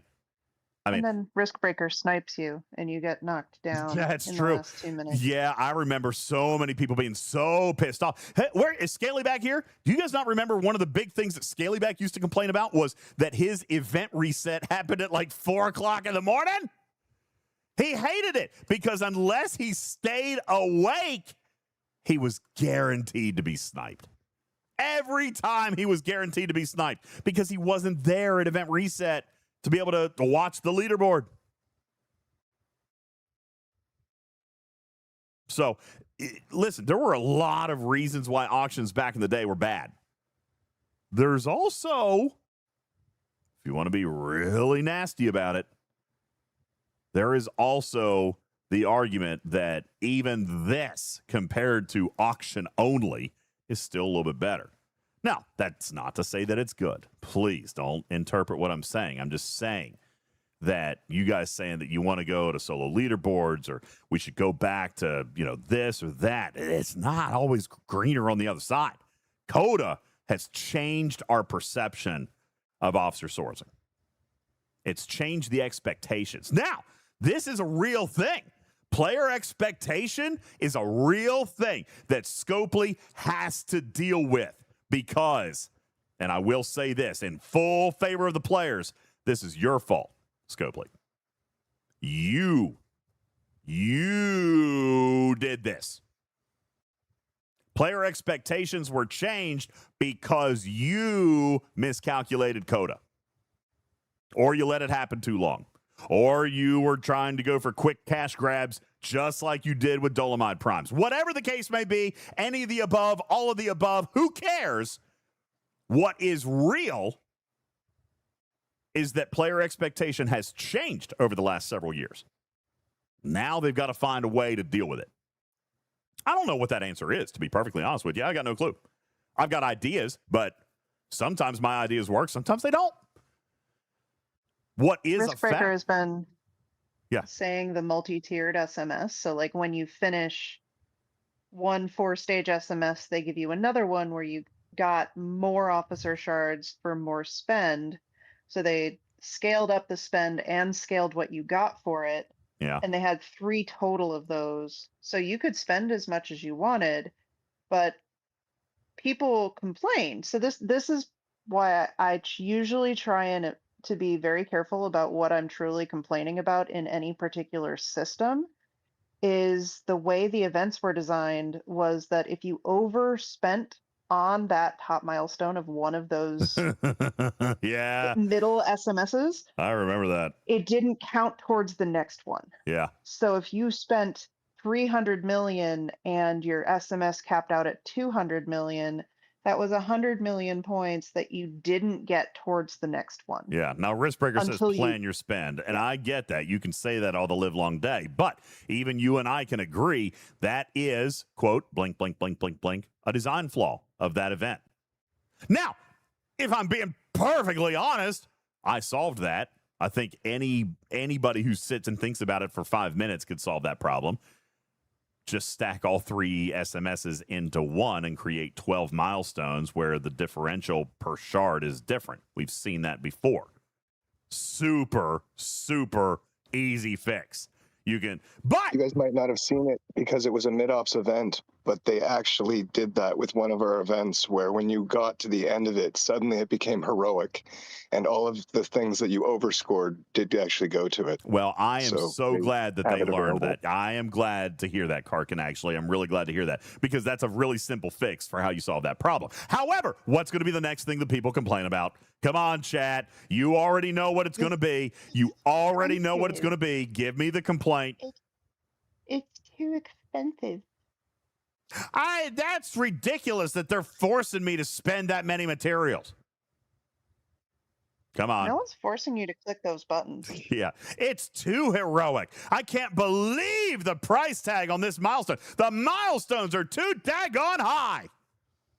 It's a perception thing at that point. It's not even about the math. It's not even about the math. It's about what it looks like. Don't tell Cruzito I said that. Okay? And by the way, for me personally, for Cruzito, for Riskbreaker, for Karkin, for most of us on this stage, most of us listening to this podcast, we're good with it. But we only represent 12% of the player base. Most of the rest of the people don't understand math. There, I said it. I'm sorry. I said it. I'm sorry. I apologize. It's the truth. They don't get it. Math is DJ, hard. you oversold it. You think 12% understand math? It's more like 2. Sorry. Yeah, I All don't right. understand the math either.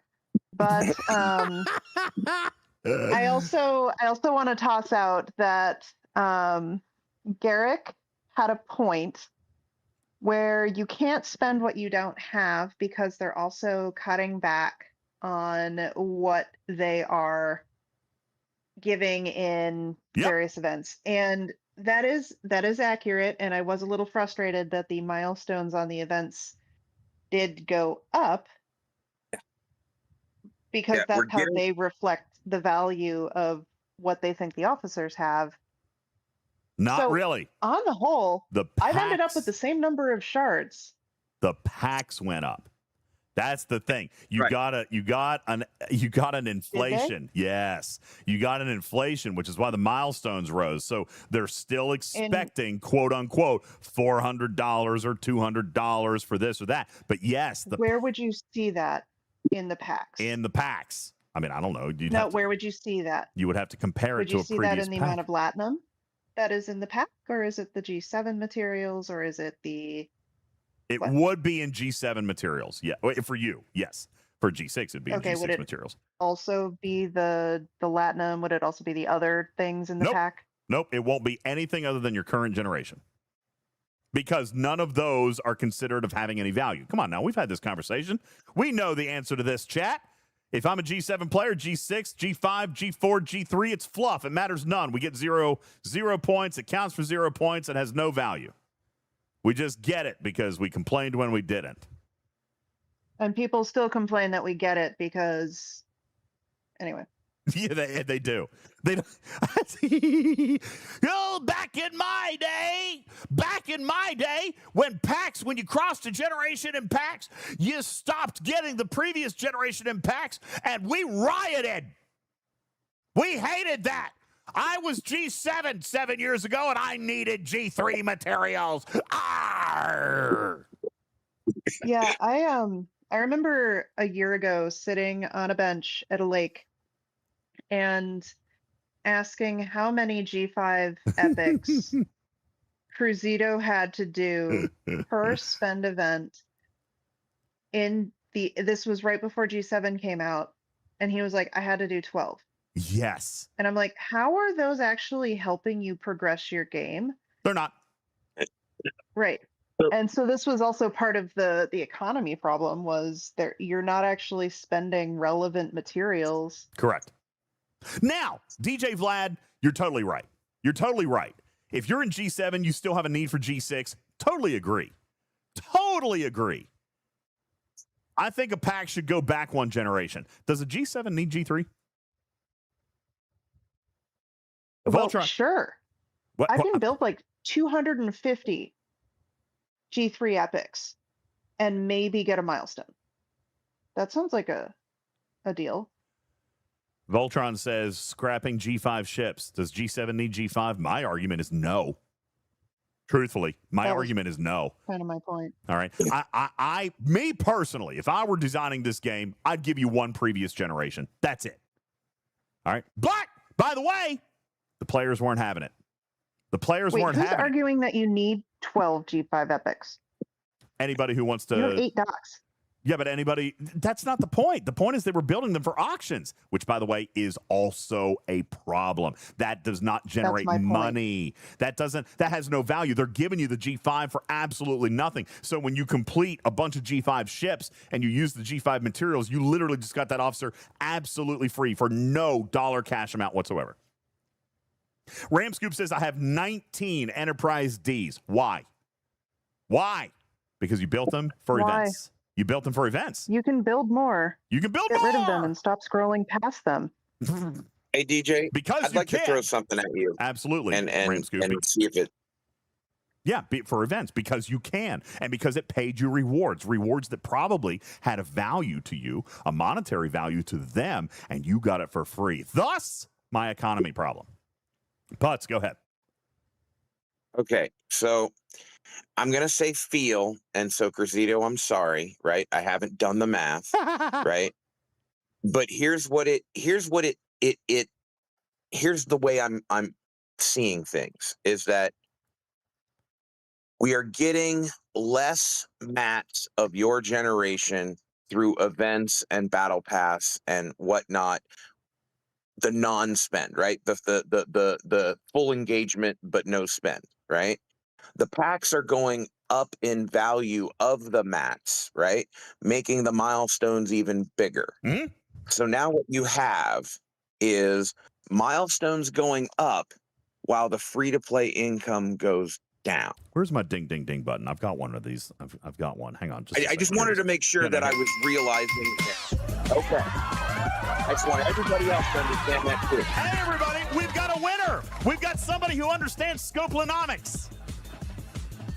Okay, I just wanted to make sure that I was on the right page, and of course and if anybody else was unclear of that. Of course you're on the right page. Of course you're on the right page. That is what's happening. That is the economy reset that is occurring. You're 1,000% right. Because why? They need to increase the value of acquiring officers. They need to increase the potential revenue that should be generated by officers. You know, they haven't made money on officers literally in like 2 years, which is crazy. They used to. As a matter of fact, guys, hey, legacy players, do you guys not remember when officers were the #1 moneymaker in the game? Guffa says, I'll never, ever spend on an officer. It used to be the only thing to spend on. Now, Chris says the results. To be useful. Well, it's true. Chris says the results. I don't have a new officer this year. Well, thus the quote, this is not performing like we wanted it to. Okay? This is not the performance that we wanted. Okay? Mimi says, are people spending in order to get the shiny new Pokemon? Yes, they are. Are they shining to get the new Spocks? Maybe not as much. Cat Spock. Maybe Cat Spock. I'm probably going to do it just. I'm just going to do it just out of. Well, a large portion of their audience doesn't even necessarily need it. It's a G6 plus only thing. So you're going to. True that. Are you going to be G5 forever? Well, you're asking Karkin, so maybe. Yeah. I mean, he may not be G5 forever, but at the rate we're going, he's not going to unlock or even tier up any of the officers in time for them to ever be useful in any of the last 6 loops. I disagree with that. Why do people? Okay, Why I don't, but but that's cool. when you unlock Fleet Commander Sisko, are you not going to use him? I actually haven't used him. And I would unlocked him love about a to month ago. unlock Fleet Commander Sisko, but I think I'm at like 30 out of 100, and I am still not getting enough of that loop to keep me in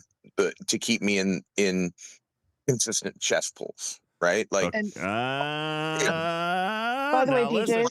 DJs, they did without having a tournament for the last 2 months. Sorry, Cat. Shook right then.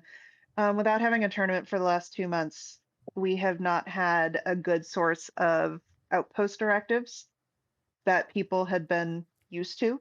I get that. So, but we also missing that. We also know that the free-to-play capacity date on Fleet Commander Sisko has already come and gone. If you've only got 30 shards, Putz, yes, then but that was assuming Alliance tournament outpost starts. I was not concentrating assuming anything. on other It's not things. assuming anything I was because players concentrating on other actually things. have it. Players have already done it. Okay. Absolutely. So Absolutely. I did not go 100% in on him. I went other you go. places with my stuff, and that's fine. And yeah, okay, I could have Commander Sisko, sure, right? But I don't know when I will unlock the new Doctor, when I will unlock. I mean, I may not unlock some of these officers until next year. Just the unlock. At the rate I'm going and how it's going to pan out. And that's no fun. Well, now I agree with that. I will agree with that. I may not agree with much else of what you said, but I will agree with that. That's not fun. Which is kind of what the whole point of the game is supposed to be. It should be fun. Which is the argument. Exactly why I circle back to the recommendation I had at the very, very beginning. Listen, we need to open up on the unlocks. You want to monetize the tier ups? Fine. You want to protect even the captains? Fine. Let me ask you, Putz. If you were just basically free to play through simple engagement, unlocked 2 below deck officers, but couldn't quite grasp the captain's maneuver unless you really went hard or even spent a couple dollars here or there or whatever, would that hurt your feelings? No. And you at this point, I would settle for and I'm ready to get eviscerated for this, and that's fine. But I would accept full engagement unlock on month 2. Not even unlocking it in the first month. But if I could unlock it with full engagement month 2, I would be happy. Because even if I bought the $20 battle pass and I did that religiously, right? I'm still not going to be anywhere nearly closer in officer sourcing as compared to just being free to play. I am this is a really cool point, and Tarpy knows exactly why my brain gears are grinding right now. Let me see in the chat. How many people agree with Putz right now? Full engagement. Unlock doesn't have to be in the current month, but at least month 2. Shelby says no. But Shelby, that doesn't make sense from you. I have actually interacted with whales, and I'm not saying this is Shelby. I'm saying this has been a whale on my server who said, I don't want free to play unlocking things because I paid for them and I don't think they should ever get them. And I can go find that DM where that player wrote that. Wrong answer. And I know. And so I said, well, I don't like talking with you, so I stopped. And yeah, that is not even an appropriate mindset. All right. And that's the last time Griffin and Tarpy ever spoke. No, this was a couple years ago. Part of the conglomerate, DJs. Yeah. Oh, I get it. Inside joke. Mm-hmm. Okay. Now, Shelby says, what is the amount of time for free to play unlock a ship? Well, it used to be 100 days. Now it's averaging a little bit higher. But I don't necessarily disagree with your sentiment. But again, here's my thought process, Shelby. I even want to change that. To be honest with you, I even want to change that. I don't want 100 days on the ship unlock. Okay? I don't. I want 50 days on a ship unlock. But then like you can make it slow. But I want it so that the players can experience it. Again, I come back to a very simple statement. Everything should be available to everybody to start grinding out right away, immediately, day one. You can pay to speed it up.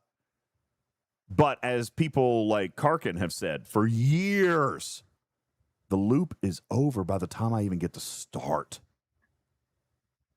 Like, look at our content. Not to mention, We're on to newer, bigger, better things, new loops. 2 loops have passed. 2 entire arcs have passed since you could do the Maverick stuff, and people are just now unlocking the sphere. so Right, not to mention, Here's an example. My Reliant is tier 15 today, or maybe yesterday. Okay. And I have been pretty much done with that when the ship was like tier 6, tier 7. Wait, what? I was done except for the tier, the things that were locked behind the tier of the ship, right? Like I have been operating on that with, it has been completely done, everything done. And every time I tier it up, I just go through and do everything for that tier. And then I'm done again. Right. I've been doing that since like tier 6. Your fleet of the commander ship. Khan is completely maxed with all skills? I have all the skills I want Okay. done. But yeah, I've just been pumping out. I mean, just send it out every night. But I mean, that's one of those loops. It's like it was close, right? And I got to unlock the ship pretty quickly because that was, and whatnot. But like, yeah, Karkin's right. Like almost every loop, it in this pace, once the free to play gets to the unlock of the Athena or the unlock of the sphere or the unlock of whatever is going to make it a little bit easier, you've been doing it, hard for so long that you've actually got caught up and you're basically like, well, I don't even really need the sphere anymore. I don't even really need this anymore.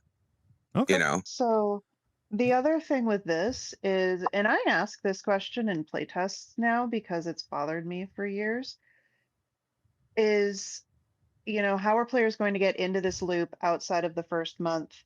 And how many times does new content come out, say the refits, say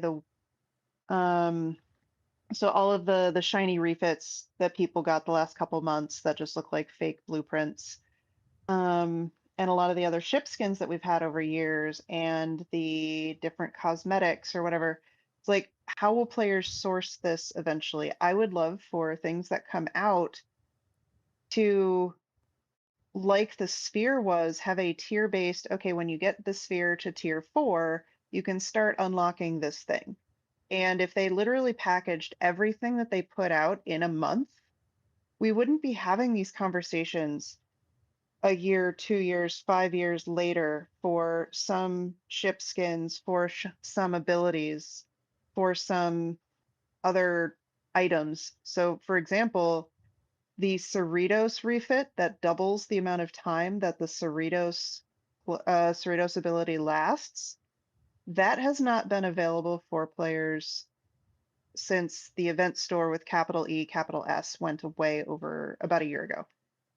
And so like if they just packaged everything in its original loop where it had like a tier-based unlock or something like that, that would tie up a lot of these issues that we wouldn't have to come back to years later. Okay. I was expecting them to sell that to us in the Alliance tournaments. But All right. We're gonna stay away from the event capital E capital S event store. That is a whole different kettle of skins. So Fish, here's the deal. hikes.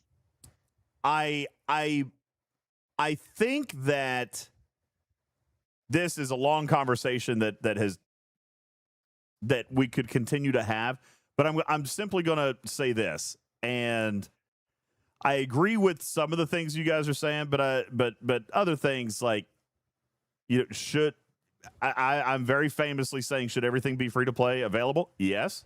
Should it take time to grind? Also yes. And should it be able to be accelerated by pay? Also yes. All right. Yeah. But making things quick, fast, and dirty is exactly why CoTA destroyed the officer economy and why Dolomite destroyed the material economy and why now a new economy guy is coming in and resetting everything and we hate life. Okay. Now, what I will say as a point of looking forward, okay, what I will say is there are a lot of ideas. For example, whole arc packaging, officer sourcing built into the arc and built into the loop, and full engagement putts, getting you an officer in the first 2 to 3 months of relevant content. I'm going to say a lot of the That's I'm going to go. the biggest thing okay, fine. You already said your thing. I'm telling you. Listen now, that a lot of these ideas are actually built into seasons. Okay, I'm happy.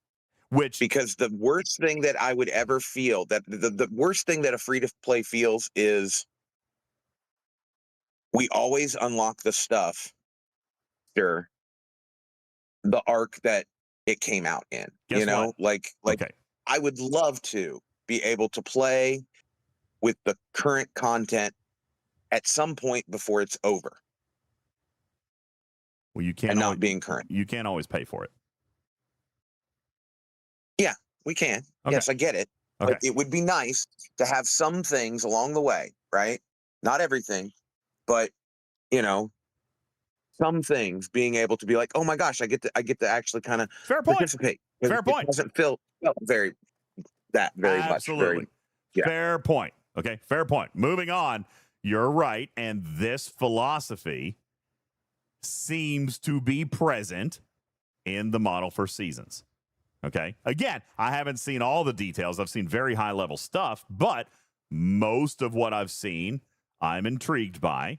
Okay. I think that there's a couple of, like I said earlier in the show, I think there's a couple of things that I would like to be wary on. A couple of things that I think, we need to adjust expectations or adjust what they think is going to happen. But honestly, what you guys are discussing right now is kind of a very similar mindset that Cameron Stewart has for the concept of seasons. Okay? Is a whole encompassing reward system that feeds its own content, like everything being one ginormous puzzle with multiple ginormous puzzle pieces along the way, et cetera, et cetera, et cetera. And we'll leave that hint right here for now. But that's M95. Okay. Quazel says execution would be interesting. Only fear is what about mid ops? Yeah, I got to be honest with you, Quazel. Based on the conversations I've had, and maybe that you've had too, I don't know. I don't feel like Cameron Stewart is a big fan of separating mid ops and late ops experiences.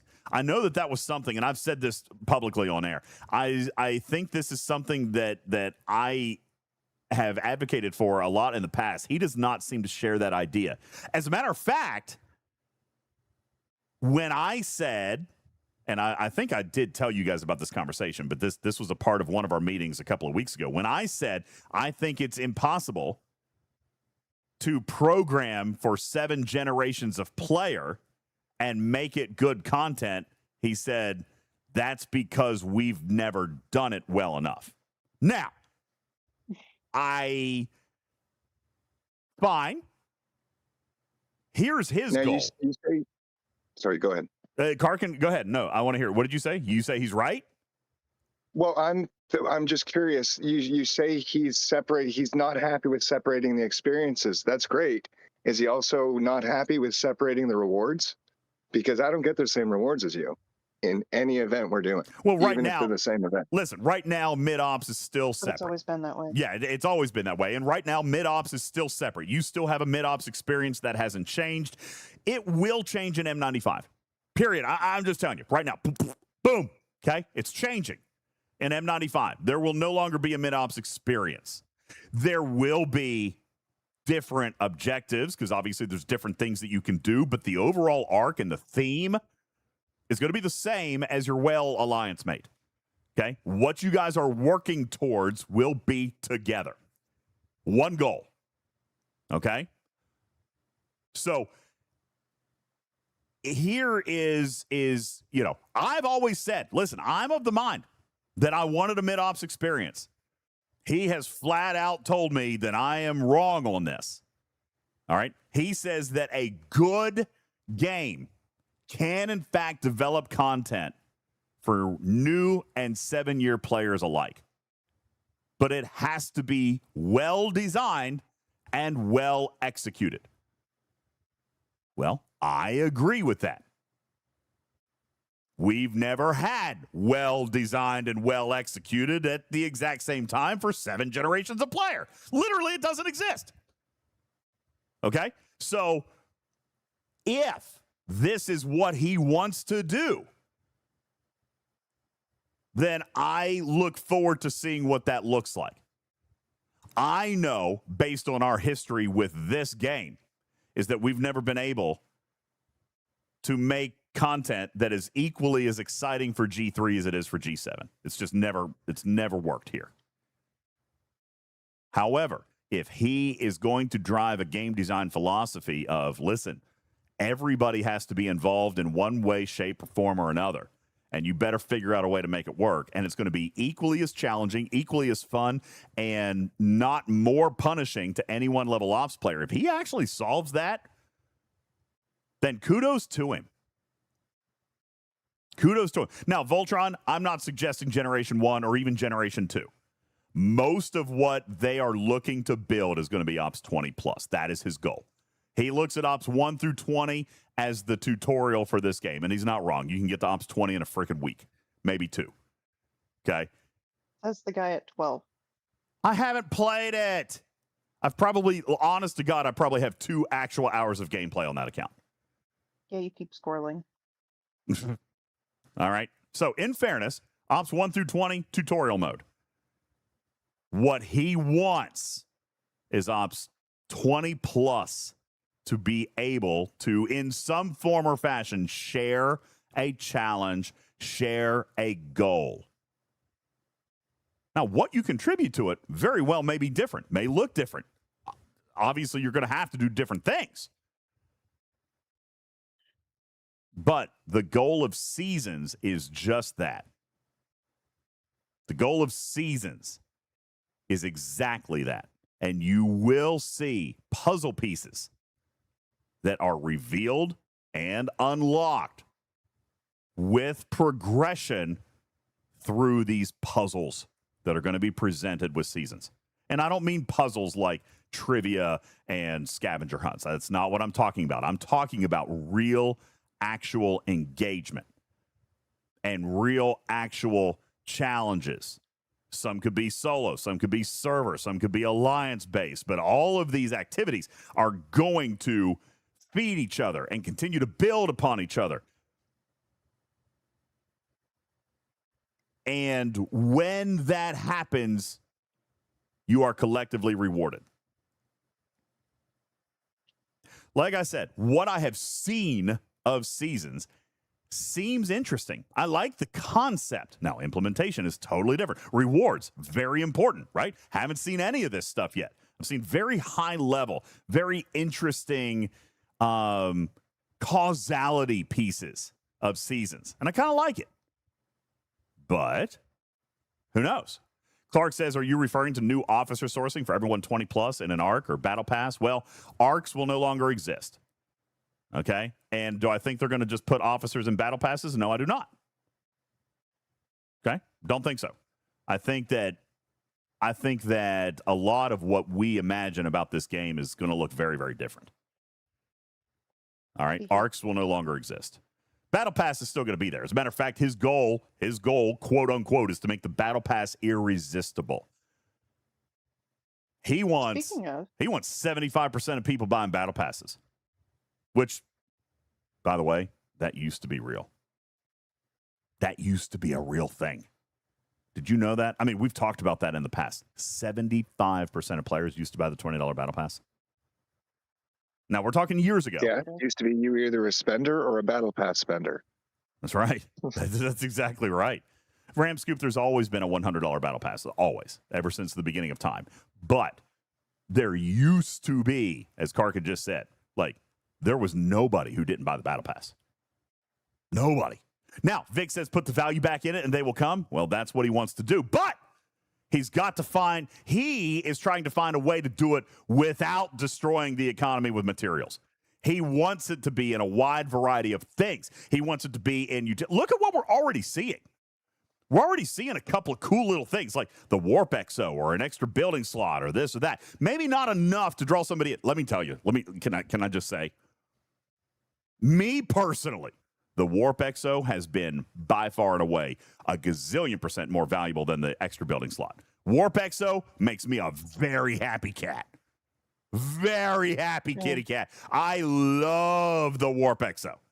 Love it, love it, love it, love it, love it, love it, love it, love it, love it. That, to me, makes the Battle Pass irresistible. Okay?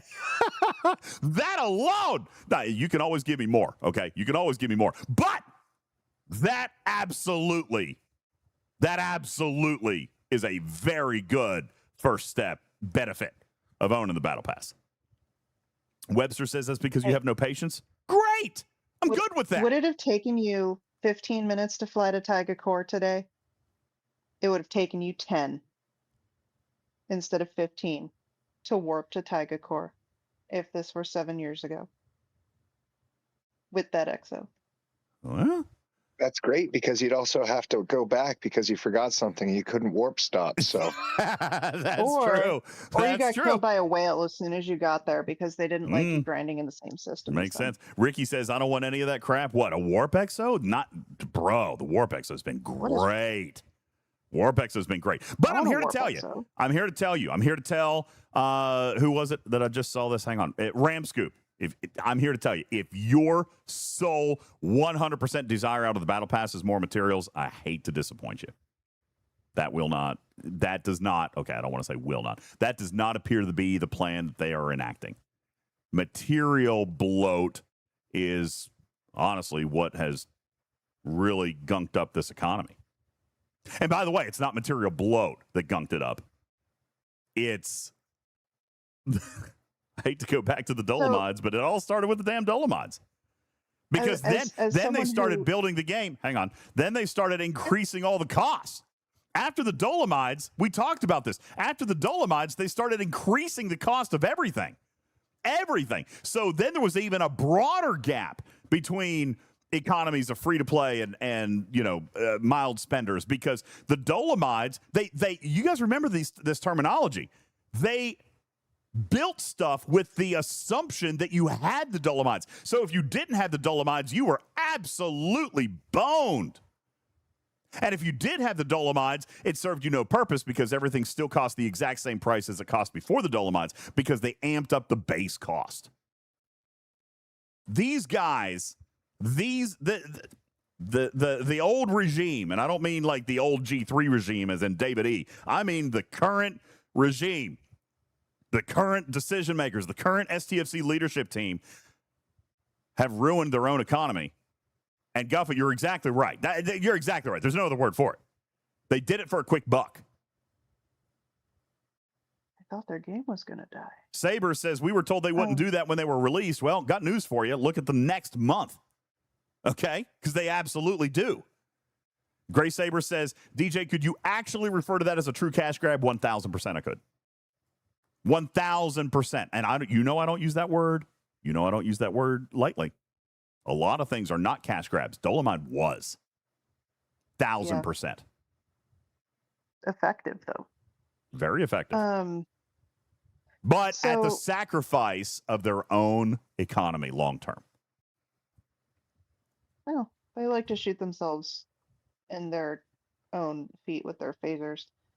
So one of the things that I've noticed the last 3 months, and I did complain about this last month, was the fact that we kept getting dive bar parts for that building. And I said that I would stop complaining about that particular thing when they did move it, or if they ever moved it, to remote campus parts, for example. And yes, I agree that we have been getting fewer mats in the Battle Pass. I've done the math. We're down about 30% from where we were several months ago. However, we have also been getting things that are harder to tangibly express the value of for completing events. So if you look at the Sector Supremacy or whatever the event was named for the last 3 months, you do 5 out of 6 days or 6 out of 7 days, and you get a different currency. So how much farther are people in their Maverick research for getting the Maverick periphery intel in some of these metas? Or, for example, we've been complaining or just talking about how the new CoTA isn't very good, or calling it the new CoTA and saying, well, okay, the SMSs every single week, that's a cash grab because they're making us spend money every week. But that's a lot of research materials that you wouldn't have for that loop if you just had the loop and these events otherwise. So that is hard to quantify monetarily. Now, also have you look at so for the podcast audience, what he's doing, he's actually looking at the Sector Supremacy meta as well as the Sector Supremacy feeder events. The feeder event today is an FKR hostile event that gives Parsteel and ore, and the meta also gives Parsteel and ore, but also has research currency for the Maverick loop from a few months ago. And if you would also go look at the Interstellar Dominance event, that has been giving relevant parts for the next day. So if you have buildings today, it'll give you research parts for tomorrow. Don't quote me on the order, everyone. I'm tired. But right now we're getting Maverick credits as well as rare Forbidden Tech Pro for whatever, those things. So that's harder to put a monetary value on, but they're also harder to source. So I've appreciated how some of the value, where all this comes back to, is some of the value that we're getting out of events is not just in mats and resources like Sigma Parsteel. They're actually giving us things that we can progress some of our other stuff. Which is something that they said many months ago, like even before Cameron Stewart, which is they are moving away from solid resource and material rewards and basically broadening the scope. They said they were going to offer a lot more verticals, as in broaden out the style of rewards in other stuff, other verticals, other types of currencies and loops in order to still provide rewards, but start to slow down and control the material economy. That was the plan and is still the plan. To be honest with you, they Right. are looking And to so, spread those verticals out so that resources and materials are not the only thing that comes. and that's kind of what I've been trying to also talk about when we've been talking about how the battle pass looks worse, because yes, we are getting 30% less of mats in the battle pass compared to several months ago. The free track is still kind of meh on newer things, but in other events that have been consistent and returning events for the last several months, we have been getting additional research particles. We've been getting additional ship parts. I've been loving doing the CoTA B or whatever that is, the interstellar dominance events, because I'm speeding up my Athena. This month I'm speeding up my Dauntless, which I wanted to do. And so if you look in this paid track of the battle pass, there are Dauntless parts, which I think was supposed to be a G6 thing, but they also added it or kept it in for G7. So they've been kind of moving around where some of the other value supposedly is. I don't know if I would even use the word supposedly. I mean, these things do have value. Sigma faction credits, that has value. Warp dive bar still has value. Sigma speed ups to some players have values. I mean, this is 300 hours. 300 hours is not small. And that's in the $30 edition. So that's the total of a $50 investment to get that bottom row. But again, you're op 72, I'm op 71. They've been putting rare G7 ship parts in the mythic track of the battle pass for the last 2 months. Yeah. No, so I mean, that's, and regardless of whether or not it's a paid event or not, they are still diversifying those rewards, and you know, and they should do it more. The ticketed events are in desperate need of a revamp, you know? So, yeah, MCO says 50 watt Carol shards, not too shab for a $20 battle pass. And honestly, it's 100 watt Carol shards. If you also got the mythic, that's 100 watt Carol shards. Now, for those of you few unfortunate souls who already have her maxed, you know, I can see that being slightly disappointing. But to the other 99% of us, that's actually a really freaking cool reward. All right. And by the way, let me just point out. Pick you in my battle pass. What? Pick you as the person in that slot for mine. Okay. That's also a valuable officer. Not going to complain there. But this is, I mean, essentially, now, again, not a $20 battle pass. It is a $50 version, but this is a full epic unlock. When have we ever gotten a full epic unlock for $50? Is she 100? She might be 120, but either way. All right. Close enough. Close enough. Yeah, close enough. All right. To be perfectly honest with you, that is 100 epic shards for $50. If you were going to invest in that, okay, then I'm not saying that you should, but that is a value that is unrepresented in the game. SKZ says, too much hype. It's not that I'm trying to hype it. I'm trying to, because I also do share a few concerns, but I wasn't really meaning to talk about seasons, SKZ, as much as it was, this actually does seem to kind of tie together. Like Karkin's points, Putz's points, some of this stuff, I can tell you with reasonable confidence that this stuff is at least being discussed and thought about with the design of seasons. I, again, don't know what it's going to look like, but a lot of the same things that Putz is just talking about. Hey, give me something that I can use during the arc. Give me something that I can earn, that I can use during the arc. That actually is one of the fundamental building blocks of seasons. Like, and I've seen these building blocks. There's a lot of building blocks. Okay, the flow charts are very confusing from on paper. Okay, but that is one of these designs. So again, I wasn't necessarily trying to hype seasons. I was kind of trying to say, hey, I do want you to know that this is some of the design philosophy that is being looked at. All right, whether it's going to be successful or not, I can't say, but that is a part of it, of what they're looking at. Anyway. So the other thing, while you're still on the screen, the other thing I do want to kind of be positive about the battle pass is, at least for G7, and I know this exists for lower ops as well, because of the outpost credit conversion, is instead of giving you office or faction credits for each individual faction, the battle pass gives you 6,000 generic faction credits, at least for G7. And that's actually great for us because you don't, when you're in G7, and this might change how people do lower generation ships, you generally are rep grinding one, maybe two factions. So getting a bunch of Sigma faction credits for a faction you're not grinding, you can't spend them. So I've actually appreciated them moving to these Sigma choice tokens for faction credits, because that is a 1-to-1 conversion for me to get faction credits. Don't say that too loud. Well, I They're mean, like, "Crap, we forgot about those." nah, it's 100% intended. All right. But Havermeyer Well, says bring back and I resource like and that. material choice tokens. Yeah, I don't see that happening, bud.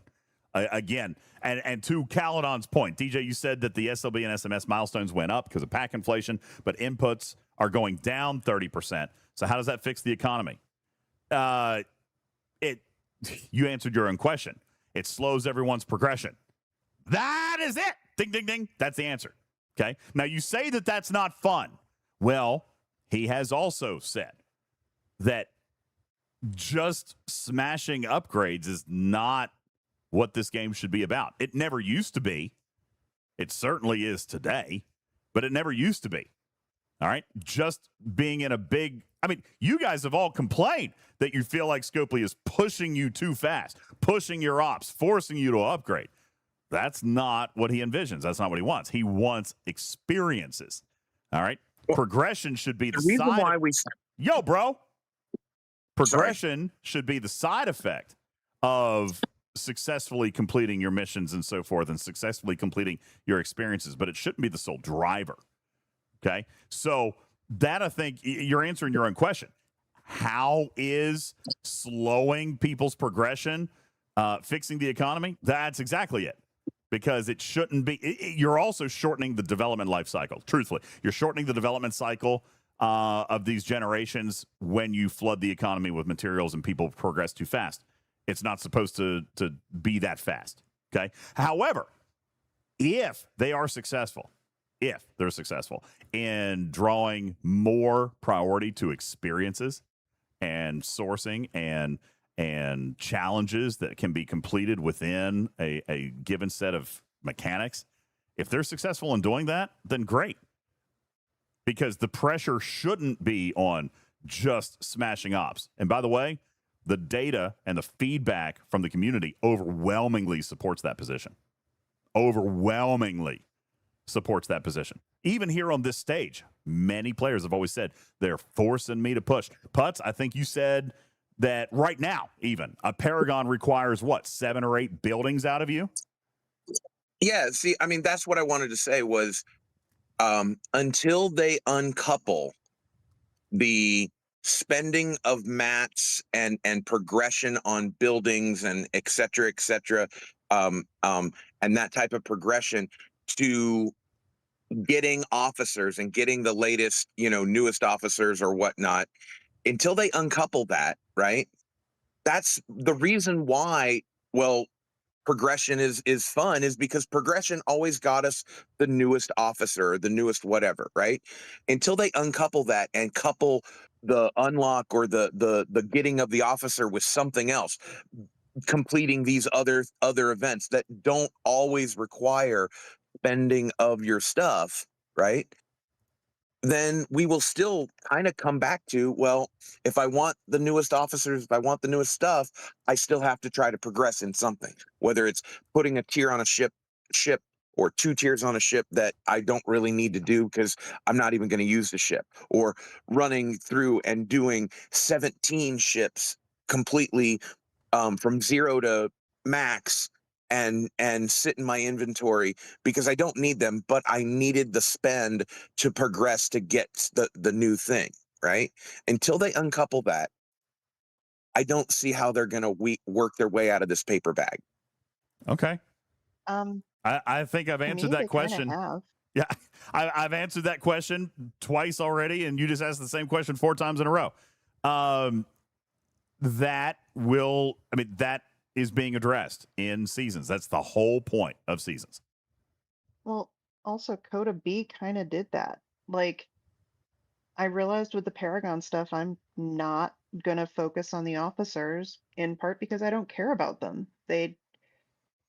Genesis is the only one who was going to do something that would actively help my game out of the last 4 to 5 months. So I was like, I'll just spend it whenever the spend events are actually interesting to me.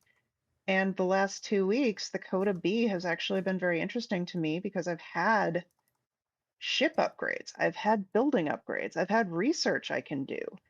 And no lie, the last 2 to 3 weeks of my existence in this game, I have probably made more building and research progress over a 3-week period than I did in several months before that, because the rewards from the SMSs and CoTA B were actually interesting to me. Well, I like that too, And because that yeah, demonstrates a modicum of choice, as should always exist. Where am I going to put my and resources and materials? Where am I going to right. put this stuff? And that should exist.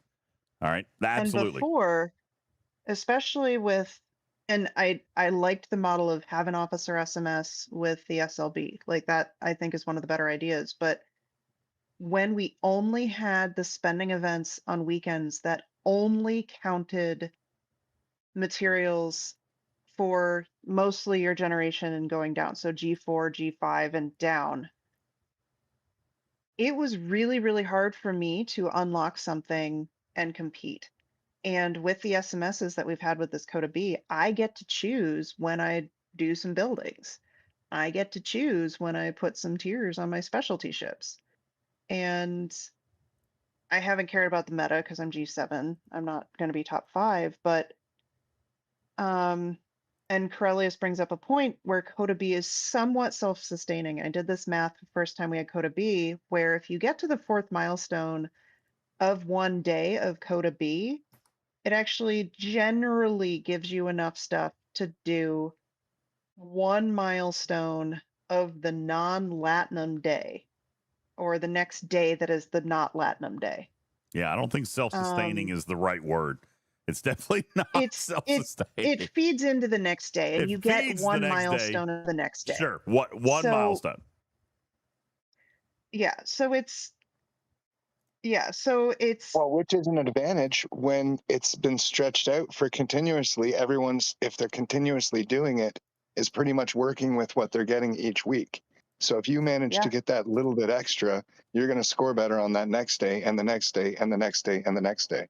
Agreed. Yeah, I Right. agree. And I actually have liked, like, I know this event series was really weird right when it came out because they kind of refined it a few times and we were comparing it to CoTA. And it's a completely different event, and they've answered to us. I don't know if this has changed in the last couple weeks, but they don't plan on making this go away. They might change it some, but they don't necessarily plan on it going away for a while. They can add And artifacts in there somewhere. That'd be great if anyone's listening. and so, like, this is not terrible. You can choose when you want to engage. You can choose when you don't want to engage. Like, I literally have 0 points in today's meta because I want to spend any mats that I get tomorrow in Vengeance is Mine or Cat Spock or whatever. No, Female Spock is tomorrow. But it's actually, when you compare it to the original CoTA, that feels weird. But on its own, this event series isn't terrible. Well, is this not very similar to CoTA, except you've just removed the auction at the end that ties in with the meta for double points? If you Again, never had that auction at the end, you would have your 5-day sequence of events that finishes off. but you also had a different meta during the week as well. And we do have a meta SLB that goes the whole time. So yeah, it's similar bones, but I don't want to compare them because they're still not the same thing. Because CoTA Well, the only auction ran at the the end, I 2 agree, weeks. changed everything. Yeah. Yeah, so no, not for G7. Like, I get where you're going because it never changed anything for G7. If you were going to be Sure at the it top, you were did. going to be at the top. Of course it did. Did it? Yeah. No. CoTA, yes, your whole officer sourcing came out of CoTA. Of course it changed. Right. CoTA. No, DJs. The meta for the last Or the 2 days where you spent just to get the officer. Right. But if you placed first in that was 400,000 points in the meta. And first place on any other individual day, I think at that time was 100,000 or maybe 200,000. 200,000. It was double points. 200,000. Right. So if you score 400,000, you could legitimately on just about any leaderboard, right? Not score very well in the whole 3 or 4 leading up to it, and then win that one and place top 5 minimally, sometimes win the meta. Yeah. Tell me you're not in G7 without telling me you're not in G7. But listen, regardless of I get what you guys are saying, but realistically, that is not most players would place first in that leaderboard. Oh, I disagree. I disagree because you're you're looking at this from a G7 perspective, which is fair, but most players actually completely contradicting that statement. Most players are not G7 or even G6. So the benefits that were available to G4, G5, G6 are massive because their brackets were completely different. And yes, the material spend event cost gave so many points. You could absolutely win that leaderboard. You could absolutely win that leaderboard just doing the spend event. It was very realistic. Can win a leaderboard is kind of my point. But the brackets are smaller. I mean, the brackets are significantly smaller now. Not everyone can be top 1. I do agree with that, Swag. But at least for this community, at least for these players who we serve, again, I mean, whatever, for Gen Pop. I don't think I'm disagreeing with you, but you're manufacturing a disagreement from me. I'm not manufacturing anything. I'm saying that the people who min-maxed that event absolutely got more. It is 1,000%. And the structure of it, I still maintain, this is CoTA B. It's CoTA B with the rewards completely nerfed out of it. But the structure is largely the same.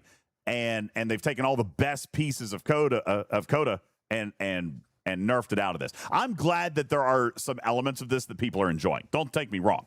I'm glad that there are some elements of this that are not completely dog poo. But CoTA B is dog poo. All right, compared to CoTA. But.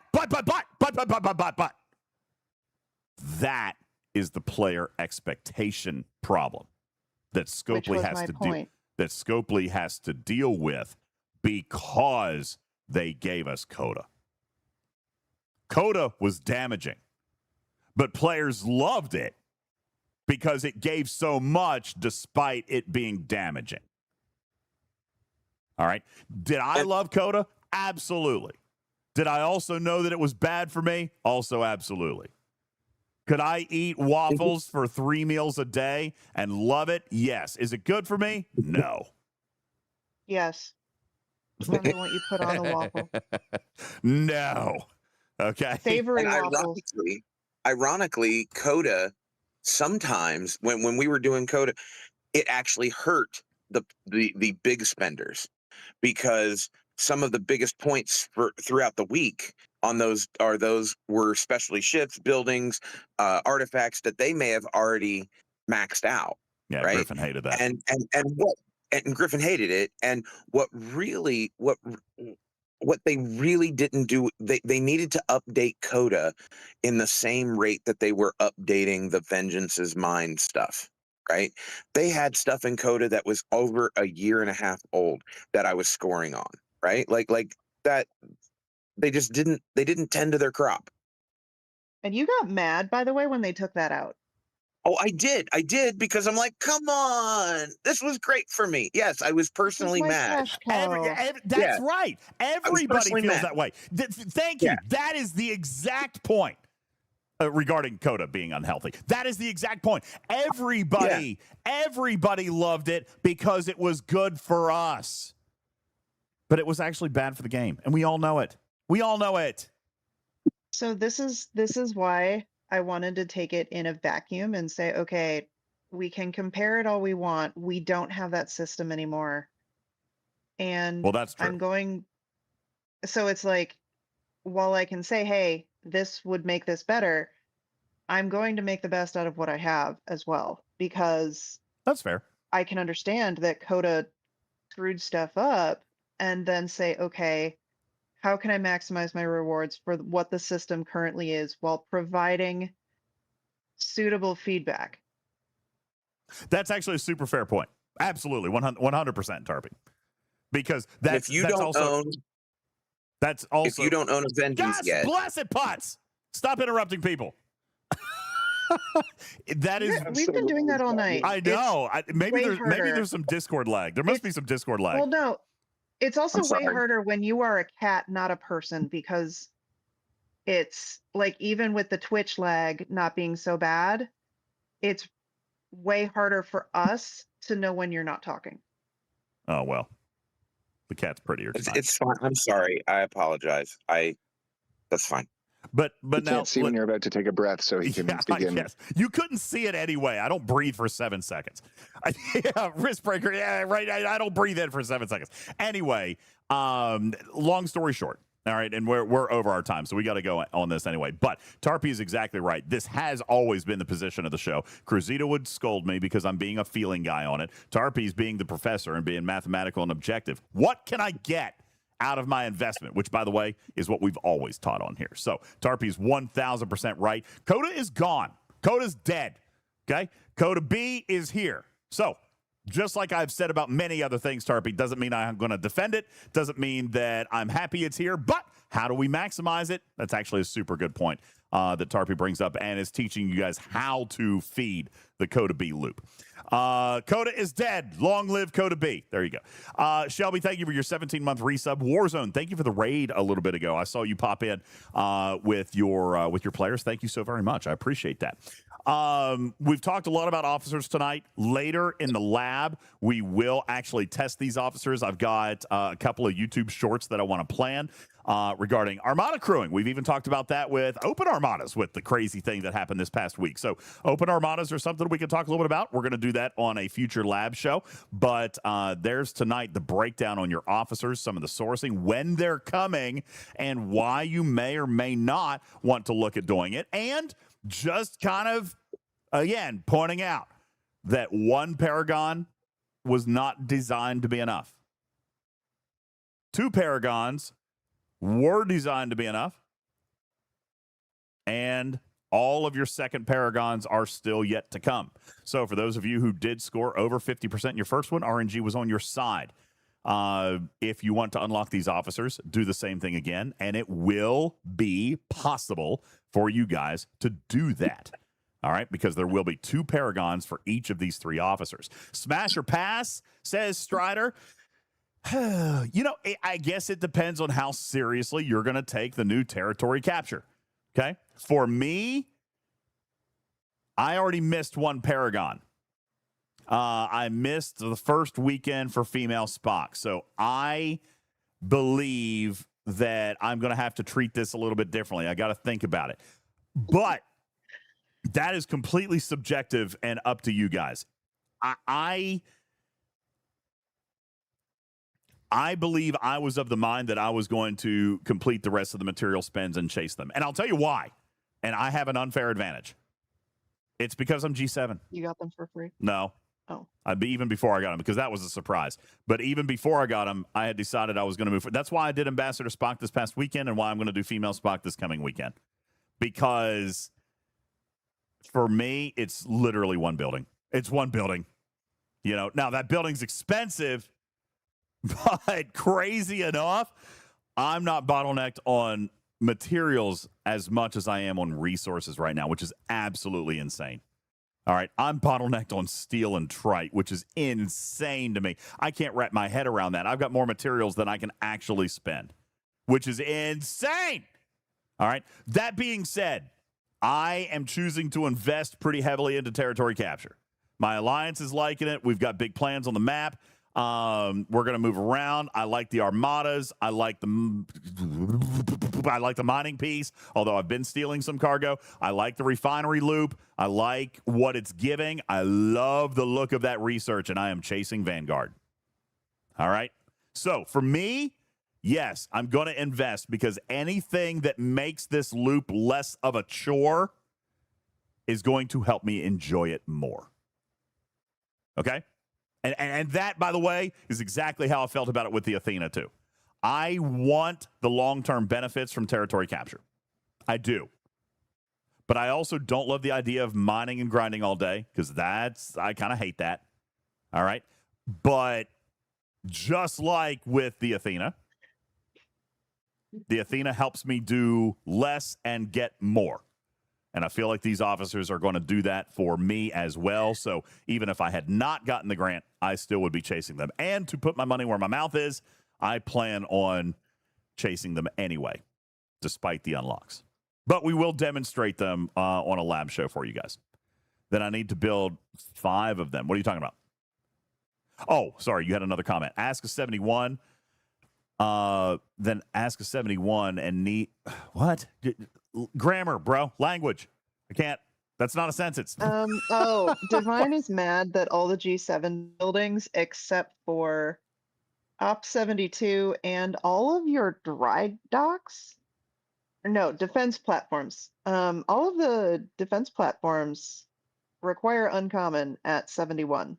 Yeah. So Divine's point is it's hard to do buildings at 71 because they all require common, which alternately is why these events are great because you can use other buildings. Well, you can, and all of your exterior buildings will use uncommon materials. Goodness. Hello, Bafty. Yo, Bafty, what are you doing? Yo, did I miss lights off time? Really? It's only 1 o'clock. I'm supposed to raid into you. Did we miss lights off time? Hey, by the way, you want to know something really, really funny? You know why? You want to know why the cat is here right now? Because I've actually got the. She said no. By the way, I got the lights off in the studio. That's 100%. That's why I've got the cat on tonight because I'm literally. Here, I'll prove it. I got all the cats off, or all the cats off. I got all the lights off in the studio, and I'm just not feeling pretty today. So I'm just running with the cat. Yeah, I am prettier. I'm much prettier with the lights on, Vic. Me personally, I'm prettier with the lights on. But not all of us are that way. All right. After you timed your raid perfectly for exactly when we were out of ad snoozes. So everyone came in and we went to ads. So you saved everyone from seeing DJ's face just now. Dude, lights off is extremely nice. And I totally get why you do it. Lights off is so nice. And by the way, I even said at the beginning of my show tonight, I have literally never uttered those words. I don't even remember how this got started. How did this even start? I have literally It's okay. He called me the B word the other day. I did not do that. You need to play that clip and she can adjudicate. No, okay. You know what? We're still doing a pod. That's fine. Bafty, give me the clip. Give me the clip. Bafty gets to be the ultimate judge, and you will determine. I did not call Tarpy the B word. I promise. I did not. Okay? Bafty says, you just implied that you look better with the lights on, but it doesn't apply to everyone. Well, yeah, that's true. I wasn't talking about you. Why would you assume such a terrible thing? There you go. Clips in chat. Why would you assume such a terrible thing? I've never said that word, and I've never said those words ever in my entire life. All right, here's the clip. Bitch. Oh, thank God. Excuse me? Not you. Okay, this is not the full clip. This is missing context. This is missing the context. That is the full clip. That is the same clip I've been sending you every single time. Yo, this is not the full clip. You guys have clipped me out of context and made it worse than what it is. Okay? I was referring to the fact that the wheel, I agree, Q-Dog. I was referring to the fact that the wheel landed on Bean Boozled. I've got the fire ones. I don't even have the ones that taste great or bad. I've got the hot ones. Like, it's 100% bad. And I was like, son of a bitch. And then everybody just took it out of context. So messed up. So messed up. Where were your eyes pointing when you said you'll be able to see on the screen? Right at the stupid wheel. Right at the wheel. Yeah. Look, right at the wheel. If it wasn't at the wheel, if it was too Tarpy, it would have been looking at Tarpy, not the wheel. Well, where am I when I'm not on screen, Karkin? Because I was just a voice that day. So literally him looking anywhere. I was cursing the wheel. Looking at me. I was cursing the wheel because I thought I was going to have to eat a Bean Boozled, but then it switched over to Griffin Buys a Pack, so everything was great. Uh-huh. Mm-hmm. Anyway, all right. Thank you, Bafty, for the raid. Hope you guys had a wonderful stream, and thank you guys for coming in. We are actually ourselves getting ready to end the show here tonight, so I appreciate you guys coming in. Hey, while she is here, everybody, I want Bafty, or I want everybody to know that Bafty has officially accepted the Lego Race Challenge, and we've just got to nail down a time. It'll probably be a month or two because there's a lot of travel plans, but she has agreed to let her tail be kicked by me in a Lego race. So that is going to happen. That's not how that's going to go. That's 1,000% how it's going to go. I'm a brick master. Okay. I am one. What do they call it? I'm a master builder. Master builder. I have been to Bafty's stream exactly once, and Bafty, you're going to win. Okay, whatever.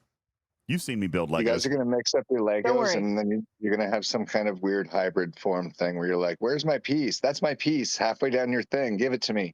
It's going to be epic. Nah, you know what? Whatever. I'm not going to flip any tables because I'm going to win. I have ways and means, and DJs is just going to be distracted. And whatever. Don't worry, Bafty. You'll be fine. I got this. It'll be fine. Everything's going to be fine. You can give her all the help you want. It's not going to matter. Okay, I'm a Lego master. Have you seen my D? The lights are off, and you're asking if she's seen your D. It's beautiful, though. All right, it's got spotlights on it and everything. All right, that is awkward. Out of context, man. You're talking like, look, this last conversation about how everything needs context. Okay. Why do you walk around with the spotlights? Obviously, I was referring to the Enterprise D, the Lego Enterprise D model that we just gave away. Is that what you called it? That's entrance music. It's so good. Oh, yeah, the trailer video. Okay, hang on. Bafty, I've got one thing to show you, and then I'll get... Does anybody have that clip handy? Oh, goodness. It's going to take me forever to find that. Can we just pause the pod first? No. I'm going to give you... I've even written the text. I've got the Jean-Luc Picard opening monologue theme song text. Okay, got it right here. Hold on. Give it to me. All right, give me the clip. Where is it? I need the one the where you call me a bad word. No.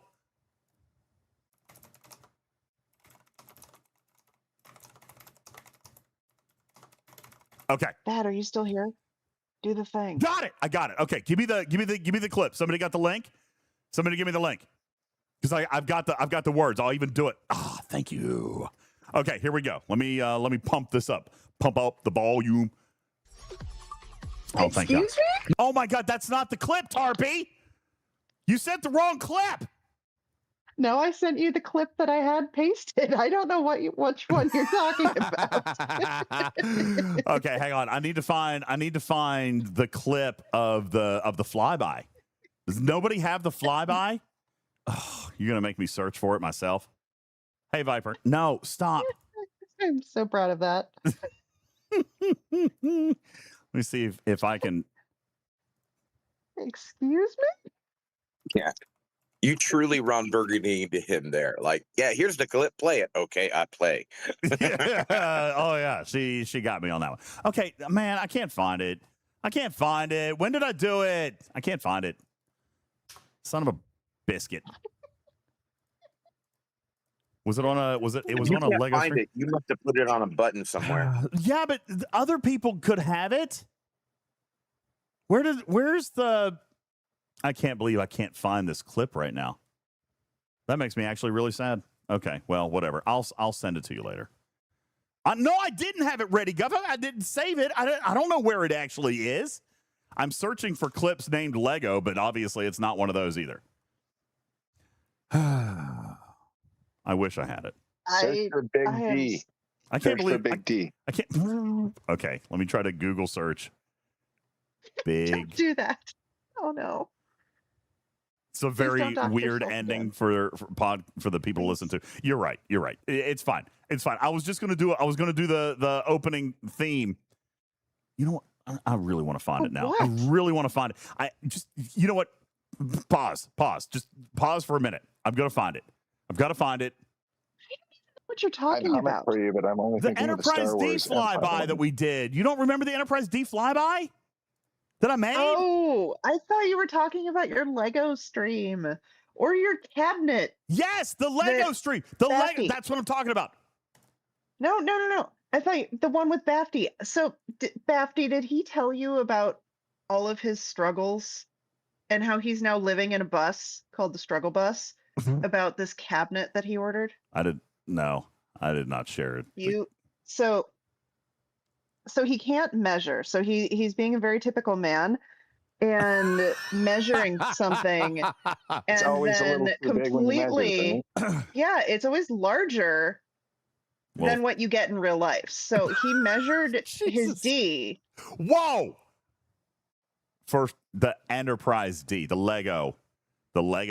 Enterprise D. On stream, he pulled this out and he measured it. I did. And then he was looking online for implements to use with this D Correct. and to display it adequately. Yes. And he With bought one. underlighting. Yes. With had- underlighting, it had and spotlights. it was there was like, structure to it, So and far, all we were true statements. comparing things Yep. So far, on all true. stream for about an hour, accurate. and and so he went and bought one, off stream, like a normal human would do, and not dox himself, all of that. And so he realized that he did the man thing and bought the wrong size. I did.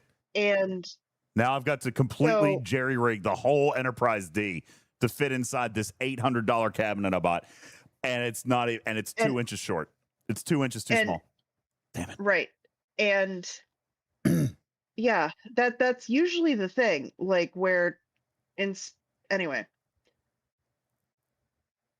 When did I finish? So Was it? the D won't fit. When did I in- finish? Was it June 15th? Did I finish the D on June 15th? Well, here's the thing. This? Here's the thing. Most of the time, when guys are flying around their Ds and whatever, Stop it. normally doesn't it normally doesn't fully fit in, right? What Like the there's more shit? space. Shut up. There's more Butts! space. Oh my God. It's very You know weird. what? that your Especially that D front is part, bigger than the cabinet. the saucer Normally it's the other way around. section Oh no, I found it. being wider Okay, I found it. than the rest of it, and yeah, found it. so it's I found it. I usually found it. that front part, the tip of it, that's wider, so that the saucer section doesn't fit the same. Yeah. as Is it a length the issue rest or a of width it. issue? It's a both issue. In this Okay. case, All right, I found it. Give me a second, and I'm going to narrate this. We're almost there. Oh, We started this, talking about D like this, and it motivated him to find the clip This so was he a- could shut up. this was a great night over in Studio B. This was oh my fantastic. God. That was a great night. I had a blast over in Studio B that night. That was much fun. Much fun over there. Okay, hang on. Still looking. I thought I just saw it. No, I have said nothing wrong. Man. Doug. Yeah, I have said nothing wrong. and all I can Dude, think you of is finished a really it on a good. Lego build. Here it is. The only thing I can think of is a John Leguizamo joke that I can't say right now on stream. I think it's it. Yes! From underneath. Okay, hold on. I found Wait, it. are Those you are not flipping cats. a clip? Yeah, Let's kind of party was on. Sticker party was on. All right, turning off the lights. Okay, here we go. This was all part of the playback. No, Alicia, this is great. I want to show everybody. Okay. This is all part of the playback. Here we go. Ready, wrist breaker. Yes. Quit rushing me, You man. ready? Here we go. Oh, Let's do it. nice shirt.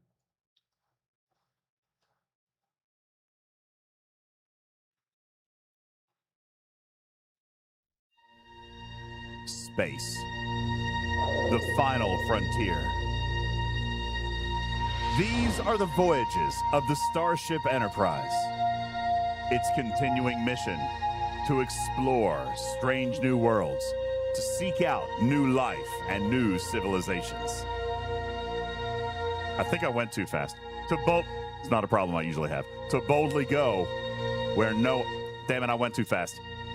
To seek out new life and new civilizations. Yeah, I went way too fast.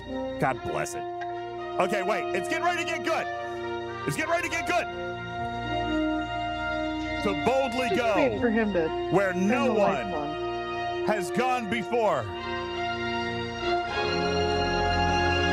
Whoa! Look at that! It's beautiful!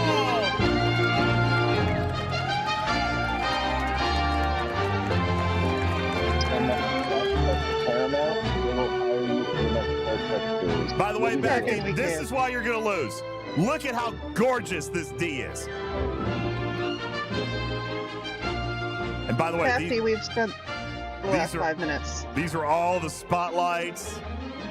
Oh my God, it's good stuff. Look at it. Look, I even have a Spock duck for extra effect. Spock duck.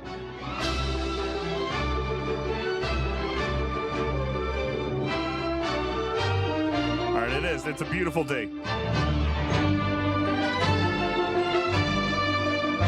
Music. I love the cabin, which is so confusing. Oh, crap. Oh, what the hell is this? And then my camera died. That took me... So I only built it on stream. What did we end up doing it? It didn't take 6 months. It was, I think we did 10 streams. So probably I had like 25 to 30 hours in it. Probably. 25 to 30? So Does that sound right? So how many hours did it take you to get your D up like that? Oh my God. No, it didn't take 25 to 30 weeks. It was 25 to 30 hours. And I was distracted and we were breaking it up and we were doing other fun things. And Oliver was slowing me down because obviously that's what Oliver does. He slows me down. And you never messed up. I messed up like once and then I fixed it great. Okay. It was perfect. I was very proud of myself. That was a great build. So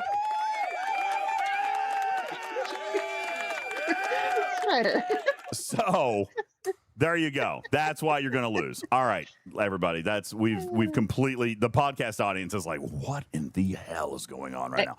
I don't know what Lego stream you did, but the Lego stream I watched, it was like every 5th or 6th piece you put on, you were like, oh, wait a minute. Oh, I got to move this here. Whatever. That you're so full of crap, Putz. That is not accurate in the least. So to kind of bring this back to STFC right before we go for 4 hours.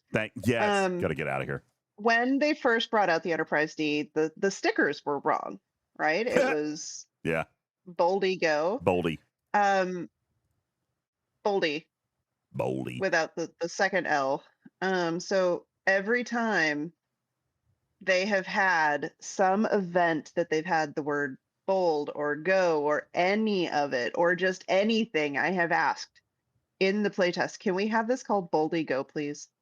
And it had no relation to anything other than funny enough. I just love the name. There was funny enough, there was an event on the test server, if I'm not mistaken, that was actually spelled Boldy Go. We all got a good kick out of that. Got a good kick. Yeah, that was the same week as me finding the Pike. Yeah. And I was just like, Killer J, what the hell is wrong with you, man? Thank you for the sub, by the way. Appreciate you. All right, guys, we got to go. Never mind. I don't want to know. The cat, I do not want to know your search history. The cat George. is Okay. not holding the tablet backwards. The cat is holding the tablet on display for all the other kittens. Okay. Bafty, thank you again for the raid. Have a wonderful evening. Get some Taco Bell. Get some good sleep. Thank you so very much. I appreciate you popping in with your big old nasty raid. Thank you. You're gorgeous with the lights on or off. Okay. I've said it now publicly. And by the way, You are groveling. no, I'm not. I am not. I'm simply saying I have never, ever said anything about the lights being on or off other than I just like the peace and the quiet of and the relaxation of a lights off stream. It's just nice. It's a nice vibe. Yeah. I like it. Thank you, everybody. And you never called me a B word. I did not. Thank you, everybody, for being a part of our live studio audience tonight. You guys are amazing. That is not the effing button. God bless. Oh, don't worry, guys. After we talked about DJ's non-functioning D for like the last 10 minutes, Oh he my then God. can't find the button. I'm muting Discord. You guys have a wonderful night. Thank you, Tarpy. Thank you, Karkin. Thank you, Putz, for being on the show tonight. We appreciate all of you in our live studio audience. Yeah, quality finish here. Guys, this was a great podcast until the last 10 minutes. Thank you guys also very much. Visit our website at TalkingTrekSTFC.com, UltimatDJz.com. Be sure to go and check out all of our socials there. We've got the YouTube, we got the Twitch, we've got the Patreon. Don't forget, we got bingos going on right now, and there is a square for joining us and supporting us over on Patreon, either on a $5 membership or the Studio B membership. Patreon in the chat, or find the Patreon link on our website. That also, by the way, houses all of our Studio B episodes. So you can go on Studio B, get all of the 2026 shows absolutely free. It costs nothing. And if you're subscribed to the Studio B, then you get all of the historical shows as well. That is available on Patreon. Plus, coming up, Tarpy is making me do it tomorrow. We will have our official cruise giveaway contest rules on the website. That is happening. We're giving away a cabin aboard Star Trek The Cruise. Bafty said she didn't want it, so we're going to give it to one of you guys. And you could go on the Star Trek Cruise absolutely free by signing up and winning. No purchase necessary. Official rules will be on UltimatDJz.com coming up very, very shortly. We appreciate all of you guys for listening to our show. Thank you for being a part of our live studio audience. Thank you for listening on iTunes and iHeartRadio and Spotify and Pandora and all of the cool places where you consume your favorite podcast. We appreciate you, one and all. Thank you for listening. You guys have a wonderful night. We're going to bounce on out of here. We're going to raid Lost In, and I am going to leave for the beach. That's what I'm doing. And I'll see you guys Saturday, midday, sometime Saturday morning. We'll pop on IRL and do a little bit of driving as we head on to Hilton Head Island and have a little bit of fun there. In the meantime, thank you guys so very much. You guys have a wonderful night. Go raid Lost In and do crazy things over there. And that's about it. That's all I got. That's it. Good night, everybody. Thank you for listening to Talking Trek. Registered trademark and recorded in front of a live studio audience for distribution across podcast platforms everywhere. I'm your friendly neighborhood cat person, Ultimate DJ. Sam Meow for now. Love you, Minnie. Catch you on the next one. Good night, everybody.